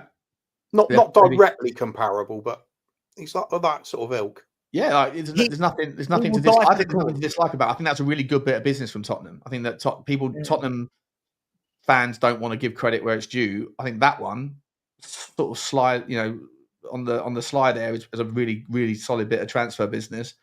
And I also think that Vescovic will be a much better fit for this model of football that we're going to play with a 15-20. Because the question marks over Vescovic were about, well, how's he going to cope defending on the halfway line when he's like, he might be brilliant in the air, he might be a great pass for the ball, could get up and get a goal and there's lots of value in what you could use for him as an aerial threat from corners and things, similar to what Dan Burn does at Newcastle. Late runs from outside the box, difficult to mark. But if he's got a couple more inches to grow in him, who knows what that could look like. But there's lots of things to be excited about. But I think the absolutely correct narrative was, is he going to get absolutely murdered in sprints because he's a big guy and his legs don't move that fast, right? But in this system, when we're going to drop 20 meters, I think that's no longer a massive concern. So, we'll see. Sean, one thing I've said is a lot of people have been talking about Radu Dragusin and Danso, but they're judging them on crazy, chaotic tactics rather than what are they good at. This is what staggered me. You don't buy Dansos and Dragosins and ask them to play a high line. That's not their game. What those two are box defenders that love defending. Yeah, they want to put their head on everything. And Danso is a monster in the air. He's brilliant. Now, people go, oh, but can he bring the ball out? But I don't need all my defenders to be able to bring the ball out. I do want one of them that defends, I do want one of them that dies for the cause. We had Dawson for years. Wasn't the greatest footballer, but you knew every week what you were getting from him. He'd throw his body in front of a moving car. We need that. So I don't think that Dragoshin and Danso I think they get too much hate. I think it's more the system that's made them bad than anything. Yeah. Alex, Savva, please send me the link that Sean was not able to do last night. you want to have a little debate with Sean? Alex, it was a fan phoning show, mate, and there was 18 people that were in the line, bro. I started the show at 9 o'clock. I didn't get off it until 1 o'clock in the morning. Like you would have been waiting until 1:30 to come on. You're always welcome, Alex. You're always welcome. Alex, I'm going to go till 1. I'll send you the link now. I'm going to go till 1 o'clock. So you've got 17 minutes to absolutely abuse Sean in any way which you see fit. I'd love to know what he wants to come on and say to you. Here we go. Invite guest copy. Right. Alex, I'm only going to 1, everybody, though. I'm going to 1 p.m. So I'm then back at 5 with Lubo, who's stepping in for Stel this week on Savva and Stel Ask Us Anything. It's now Savva and Lubo Ask Us Anything. I'm sure there'll be a million questions to Lubo about. Can you ask him whether he's because he's a shareholder, whether he's a secret mole in the Levy out camp? Because when he puts up these strong arguments and they're so easy to knock away and deflect, then really what he's doing is a really good job for the Levy inners. And because he's a shareholder, I just wonder whether he's actually Daniel Levy's employee on some level. Yeah. This is brilliant. Yeah, absolutely. All the chess from Levy there. It's going to be on the counter to that. I could say perhaps you're a little hidden plant for the pro Levy group because of look at that wallpaper and that chair and that shirt. and have you noticed? That Sean's at every single protest? Yeah, 100% attendance record. Stealing Levy out signs and running away to his seat. In the masquerading as I'm just documenting it for the channel, but in reality, I'm like, fuck you, Levy. Yeah. On a serious note, Alex, let me know if you've got the link. I've just sent it to you, mate. I don't think you've read it yet, but I have sent you the StreamYard link. Alex, are you calling me the main event and you're just another main event? Is that what you appreciate the main event other than Sean? So there's 2 main events? Is that what you're saying? That's okay. I'll take that. Thanks for the compliment, Alex. Appreciate you. Appreciate you, box office. I love it. Absolutely love it. I love it that in those awards that the Spurs Kings TV put out, they put Alex's funniest creator. He's in that section. I love that. And he was up there with like expressions and stuff. I think he's got a good shout at that award, to be honest. I genuinely think Alex got a good shout for that award. Yeah, Alex and Expressions having a nice 1-hour podcast every week. That would be absolutely brilliant, wouldn't it? Yeah, listen, on that note, it's going to be interesting because there's lots of talk, guys, that Dragoshin is out until maybe the end of the year. I don't know how true that is, but lots of people saying that he won't be registered probably for the first part of the Champions League bit, which means that if Romero does go, you are then left with Van der Ven, Danso, and Davis, and a bunch of kids. So do you think if we sell Romero that we go in again? Do you think we go for another one? Or do you think this is Tottenham at their finest and Danso is the Romero replacement that we didn't know we already had? I think Danso was there to bring a bit of depth and a bit of cover. I think it's one of these interesting ones that could turn out to be an incredibly good defender for us. But they could just be another bench warmer after a little while. It's too early to tell, but I think we've all kind of said, there's something about him. He can do the basics pretty well. And I'm not worried when I see him on the team sheet. Whereas I am with a few other players there. When you see Archie Gray listed as a centre-back, you're thinking, that's not going to go well. Invariably doesn't. But time will tell. Time will tell. I think he's competent, though. Can I ask, who do you think is going to be if you had to pick 3 nailed-on loans this year from the sort of first team / senior youth team level players, Who are the nailed on ones? You think Jamie Donnelly is going to go on loan again, or do you think he might? Has he got a sniff of the first team squad? Not for me. I think I watched him at Orient.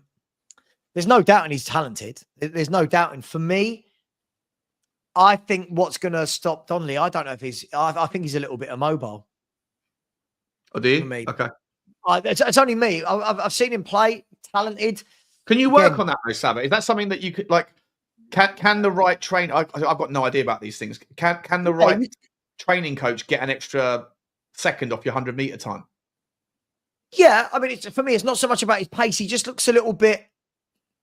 Listen, somebody made a good point last night. They said it looks like he wants a lot of time on the ball, and sometimes with a player, that can either be that they're so good that they make it look like that because of the spaces they drop into, or it could be that he was in League One and had more time on the ball. Again, I think what we'll do, I think we'll end up seeing Jamie Donnelly in pre-season. Everyone will wet their pants and say that they want Jamie Donnelly to be in the first 11. And then I do think, if it was me, I'd be saying to Ryan Mason at West Brom, listen, if this guy's as good as we think he is, let's get him out on loan. Go and have a good year in the Championship. Do what you did in League One. For me, I just think, how are these boys going to get games? Champions League, Premier League, week in, week out. Where are they going to possibly grow? I think we've missed the boat the last 2 years by not playing them, the kids, when we're not in the Champions League. I don't know when they're going to get their game time. If I'm being brutally honest, I just don't see it. Sounds harsh, but I don't know when we will. Same. I don't think he's ready. I don't think he's ready either. I don't think he's ready. And it's not doesn't mean I don't think he's good. Exactly. Doesn't mean I don't think there's talent. But people get so offended by the fact that you dare to say that someone isn't quite world class at the age of 17 and a half, you know? Put it this way, if Timo Werner was getting game time, then they're clearly not ready. Yeah. That guy. Yeah, I think there's nothing wrong as well. Look, Mikey Moore, I keep hearing from everybody that he's, you know, the superlatives are words like generational and he's the best we've had in a long time. Look, there is a huge jump up from the youth team to playing first team football for Tottenham Hotspur. So for me, there's nothing wrong with sending him out on loan. If he's that good, he'll make a first team spot of himself in the Championship or something. Go out there, show that you've bulked up, go and get your goals, get your assists, get the hype, and then come back to Tottenham the year after. Otherwise, how does he get regular game time? I'm a little bit surprised he didn't get more game time this season, to be honest. Agreed. Because when it started off, it looked sort of promising, didn't it? He had that little phase where he came through, regular appearances, and then just suddenly went again. So I don't know what's happened there. Perhaps that is just a case of he's not taken to it too well yet, and he does need those games under his belt. Like I said, it's the making of a lot of players just to drop down the division, have a season on loan, and then come back. Let's see. He's certainly got the talent, though. Well, just as I start eating a biscuit, the main event is here. I think that's what you meant, Alex. Is it you or Sean who's the main event? Take yourself off mute, main event. Take yourself off mute. He's the mute event. I'm the main event. You know what I mean? I'm taking your advice, Sav. I'm being a little bit selfish now. You know what I mean? You know what conversation I'm talking about. But yeah, it's good to see my boy Kuva though, bro. It's a good. I love Kuva, man. Like your comeback last time was brilliant. I've got to be honest. But yeah, whatever conversation Alex, you have. Who's better? Is it Kuva or your boy Ashmatic that we always have to big up every time you go on stream? Who's better, Kuva or Ash? That's a hard question. That's a hard question, man. You only pick one. Burning building. Who are you saving? No, I think the only reason why I pick Ash is because. But it's a hard one because they're both very good. They're both very good in different ways. I'm picking Ash because he does his research and things. Yeah, I can't be bothered. Asthmatic is just another level, and that's not even Marlon, to be fair as well. To be honest with you, even though I was a bit confused about this award thing, but I'm okay with it anyway. But hi, Alex. By the way, hi, mate. It's nice to see you. Well, anyway, moving on. But yeah, listen. You okay, Alex? How are you? I'm not happy with you, to be honest with you. But to be honest, I've got to be. You don't. Hoover, put your feet up, mate. You don't invite me anymore, man. You're like, it was a fan show. The link was up on the fan show for 3 hours. You completely forget about the main event. The main event that when you started your channel was always there for you, but now you just completely forgot me now. Now, hang on. Let me just completely forgot about me now. Bloody hell! On the 30th of June, Alex, it's Sean. I hope you're well, mate. If you fancy joining, I have a stream starting at 8 o'clock this evening. Here's the link. I made plans before, I'm out tonight. I can't make it. That was last week, mate. That was last week. Short notice, bro. That was way short notice, bro. I had my plans already, bro. It's a Friday night. I can't wait for bloody. I can't wait for Sean to give me a contact about 2 hours before saying, "Oh, do you fancy coming on stream?" Like, you know what I mean? I'm a busy boy, you know. Two things to that. Let me just sort of back you into a corner here. One, you said I don't invite you. There's evidence I do. Two, your demands for plans to be scheduled ahead are not in line with my ability to just schedule a stream in 5 minutes notice and ask people. I don't have to conduct my I understand that. I'm not saying that. I'm just saying I don't plan anything, mate. I just literally go, I fancy doing a stream. Let's just knock one up and stick it out there. But you also could have come on last night had you looked up and seen the StreamYard link, rather than saying, get me on this stream, get me on this show, of which there was already 16 people waiting, but the link was pinned in the comments. I can find it. Can I bring the obvious point to this? Now that we've had the flirting of who doesn't like who and doesn't invite who, Alex, what is it you want to say to what is it that you wanted to go on and say to Sean last night? This is your chance. Not really. I want to because there was a few people that there's a few people that were talking absolute waffle about Ange. You know what I mean? And you had Danny that was just sitting there like a lump. And then you had Pete that wasn't really saying that much anyway. So it's like I needed somebody, you know what I mean? It just needed a little bit of fire. It needed a little bit of fire. You needed the main event. That was it. Simple. You know what I mean? So when I saw it, I was like sitting there saying, you know what? Alex, would you like to host the next fan show with me, mate? Well, I'll do it any day of the week, bro. You know what I mean? If I'm not, well, yeah, just if I'm not busy, because unfortunately, you know, Alex has got his own things going on. You know what I mean? Because I'm making sure I blame Coover for this, right? That, you know, more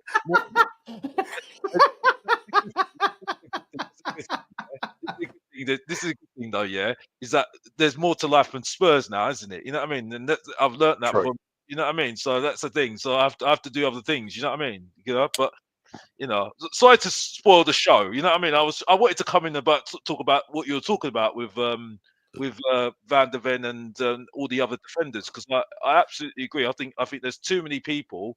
There's too many people that are so horrible about Dragerson and Danzo. I think they overhype Van der Ven. They overhype Romero.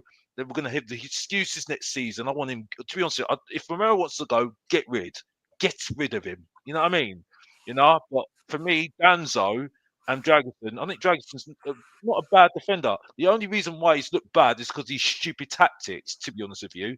You know what I mean? So I absolutely agree with people. You know what I mean? I think that people are getting so much harsher on them, by the way. You know what I mean? So I don't know whether you agree with me or not. You know what I mean? So that's what I wanted to come on and say today. You know what I mean? You know, to keep it on point.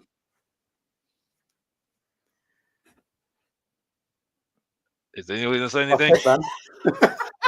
I was like, waiting for someone to say something here. I assumed that was going to take us to 1 o'clock and the show would end. I wasn't saying anything. I was waiting for someone to say something here. I was like, you know what I mean? I don't want to take over. So what do you want to ask Sean? Well, I don't really. No, yeah. Get me on so I can bury Sean right now. What do I say? No, nothing much, mate. I'm not happy with you, Sean. If I'm honest, I'm not happy.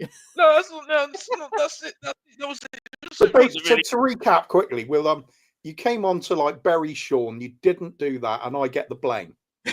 Yeah, well, no. You only got blamed because of that. But you know, I do want to keep on football, innit? I don't want to get in trouble with Savva. You know what I mean? You know, but you know, I just Why would you get in trouble with Savva? Since you left, we had 9 seconds of dead air time when Alex went on a rant and then asked everyone what we thought, and then Coover and I deliberately didn't say a word, and we were playing like a game of who's going to speak first, and then Alex got a little bit awkward and nervous and unhappy because no one was responding. Sorry, I just had a massive pallet delivery for garden furniture. Always comes when you don't want it. Yeah. So Alex, have you got it off your chest? What you needed to with Sean? Are we good? Yeah, I was just saying. He hasn't said anything yet. He hasn't said anything. He wanted to come on to bury me, and then when he was asked, "What do you want to say to Sean?" he said, "Nothing really." I was talking about what we were talking about just a minute ago with Danzo and Danzo and Van der Ven. Jagerson. I think there's a lot of people that are critical of those two players, right? When I don't think they deserve it. I think they've been a bit unlucky with these tactics. I don't think you agree with me then. Yeah. No, I wasn't having a go at you about that. I absolutely agree with you. You know what I mean? Because I think that's I've kind of similar opinion. But they do overhype someone like Romero, who, for me, if he wants to leave, get rid of him. I'm sorry, I'm not in the mood for it anymore. What's your first choice centre back pairing, Alex? If all defenders are staying. Yeah, if all defenders are staying, but not necessarily as a pairing. But who do you think is the best defenders on the right and the left? I don't mind Dragerson, so I would say if I had the everyone's fit, everyone's at their best, everyone is. I prefer Drags. I prefer Danzo and Van der Ven, if I'm really honest. If I had a choice. Because I don't like Romero's attitude. I've got to be honest. I think Romero's attitude stinks, as far as I'm concerned. I think he's a good defender, and giving credit, he got us our first trophy. And when he wants to play well, he plays well. But for me, I think there's too much water under the bridge with him. To be honest with you, too much water under the bridge for me. So for me, those are the two for me. I may be going a little bit too over the top about Danzo, because I haven't seen them a lot. So I'm going against what I really am about, by the way. But yeah. I'm doing a Ben. Alex, I have something to ask you. Yeah. Matty K has asked me to ask you, tell Alex he's a flip-flop, because he said that he would change his mind on Daniel Levy if we won the Europa. Oh, I didn't know this. And when he says he didn't, you can remind him that you have proof, Savva. Alex, I do have said proof. What would you like to say to little Matty K on this Daniel Levy revelation that he's dropping you in on? Well, what do you mean? What do you mean? What does he mean though? Does he say that I'm being that I give credit to Daniel Levy? Change your mind. You said you'd change your mind on Daniel Levy if he won the Europa League, and Matty K, little shit stirrer, sent me the clip of said conversation. Play the video. Okay, yeah, I've already changed my mind on Daniel Levy though. I've given him credit. So you're Levy in? Yeah, I've given. You Levy in? I'm not saying Levy in, no, but I'm saying I've. Well, you have to say it. You have to say it. Well, no, I'm not saying Levy in, no, but I've given him a lot of credit. That's what you mean when you change your mind. That's what changing your mind is. You were Levy out, now you're Levy in. The opposite of Levy out is Levy in, right? So you are Levy in, Sean. Yeah. Listen, I'm not Levy in, but I gave him credit. I did give him. I've gave him credit. I don't play by those rules. I'm not as forthright to talk about Daniel Levy now, because I think he's doing exactly what he should be doing. Sacking. Can we play the video? And he sacked the manager. I don't want to talk about him anymore because he's gone. And he's got in a manager that is a coach now. So he's doing exactly what he should be doing. You know what I mean? By the way, just quickly, talking about Levy in people like Alex, big up to Danny Kiriakou for the super chat. He's a Levy in these days. I said, unbelievable. My eyes deceive me. 4 of the biggest YWC. Should I know what that means? Not on air, no. Could you tell me in the private chat, Coover? I've got Yeah, I don't know what it is either. I want to know. I don't know what it is. Am I dreaming? The context for it, I'll tell you after. Couva number 1 YWC. Big up you YWCs. Alex, who's better, Sean or Savva? Yeah, Alex, who's better, me or Sean? Savva. Boom. Look. The reason why is because you've invited me on more shows. Simple as that. Sorry, I've got to be honest. I have to be honest. That's the only reason. That's the only reason, because I've like I said, my attitude's changed on YouTube now.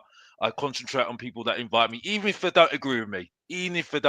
That's even better. Well, that's better than any award I can win. Thank you very much. I appreciate that. Big up to Phil P, who has said, question, with PSG scheduled, do Spurs have a chance?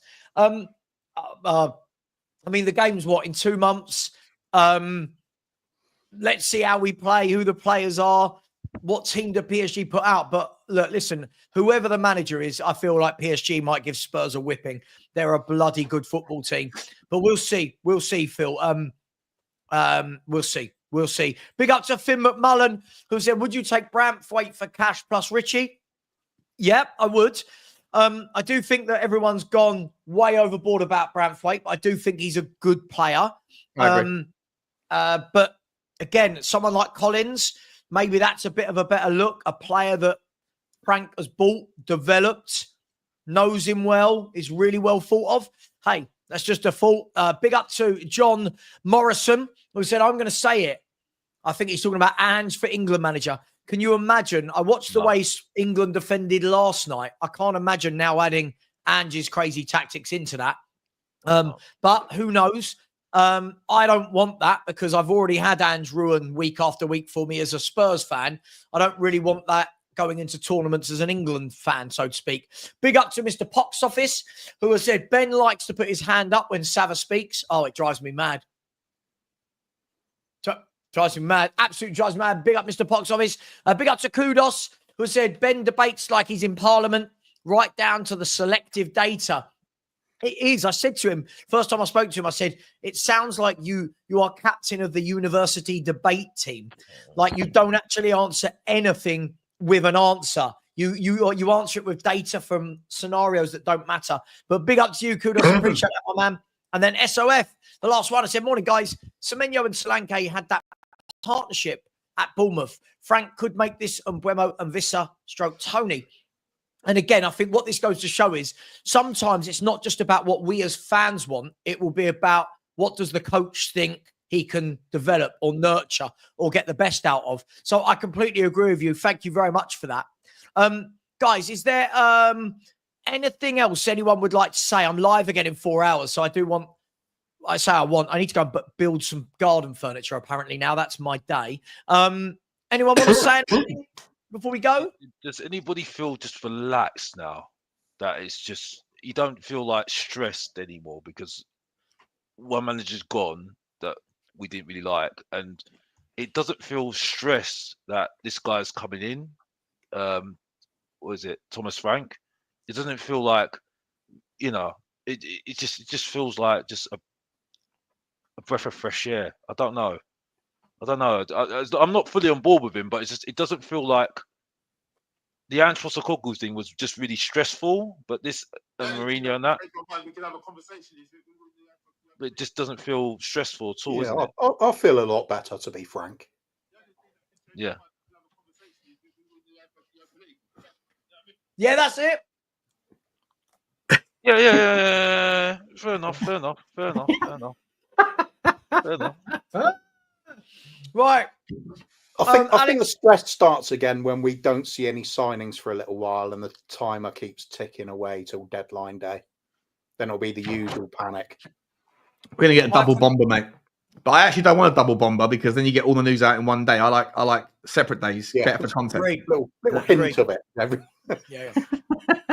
Tantric deadline day. When we get 2 weeks of it's close, it's closer, it's done. Then we start again. It's close, it's closer. We're considering, we're contemplating, we're thinking about. It's almost there. It's done. Thank you very much. And then we go again. One signing every 2 weeks for the next 8. Perfect. Thanks very much. Complete surprise on the last day with somebody completely different. Yeah, 100%. I know. Well, there's 2 names on the last day and then one of them is like, it's almost done. Then it breaks down. It breaks down at the last minute. Everyone's losing their minds, and then out of nowhere, someone better comes along for the second half of the deadline day. Content all day. Everyone's a happy boy. And somebody from West Brom nips down and waits outside the training ground. Yeah, exactly. 100%. Yeah. I loved that when Peter Odemwingie did that. That was amazing television, wasn't it? That and someone waving a dildo behind Harry Redknapp or whoever it was on Sky Sport. That was... I miss those days when they got the fans involved. Guys, going to leave it there. Gary, big up to my man out there in New York, said Savva is silky smooth forward. Sean is a technical midfielder. Coover is a sexy winger. And Box Office is a blunt defender. I love that. Love that. Box Office, you're at the back, mate. You're making sure we don't concede. I don't know about blood defender. I mean, it's like I like to go out and go and get what I want to get. You know what I mean? I'm a go-getter, mate. No way. No way, Alex mate. is really upset. Going Gary, you have really ruined Alex's to go away, Gab. Blunt defender. I'm a conventional winger. How is it to find? I can't say on your show, mate. I can't say on your show. You said you're a go-getter. Why haven't you gone and got her yet? Yeah, a go-getter. Yeah, I'm a go-getter, but like, I don't. I'm not gonna say anything. I'm happy with being described as a sexy winger, though. Even though in real life, I'd need to be substituted after about 6 steps. Kuba, I don't want to break it to you, but the W was upside down. Fair enough. Still sexy, though. Can someone please... sexy. Can someone please tell me what YWC means before I leave? I have to go, and I want to know what YWC means. I'm ending the show now. Cooper can tell us quickly. Right, guys, much love. When you see me later at 5 p.m., I'm going to be seriously stressed from doing all this bloody furniture. Take care. Much love. Thank you for all the likes and the subscribers. Subscribe to Alex. Subscribe to Sean. Just have fun looking at Cooper's sexy face and try to contain the excitement in your pants. Take care, everyone. Much love. And as always, come on, you Spurs.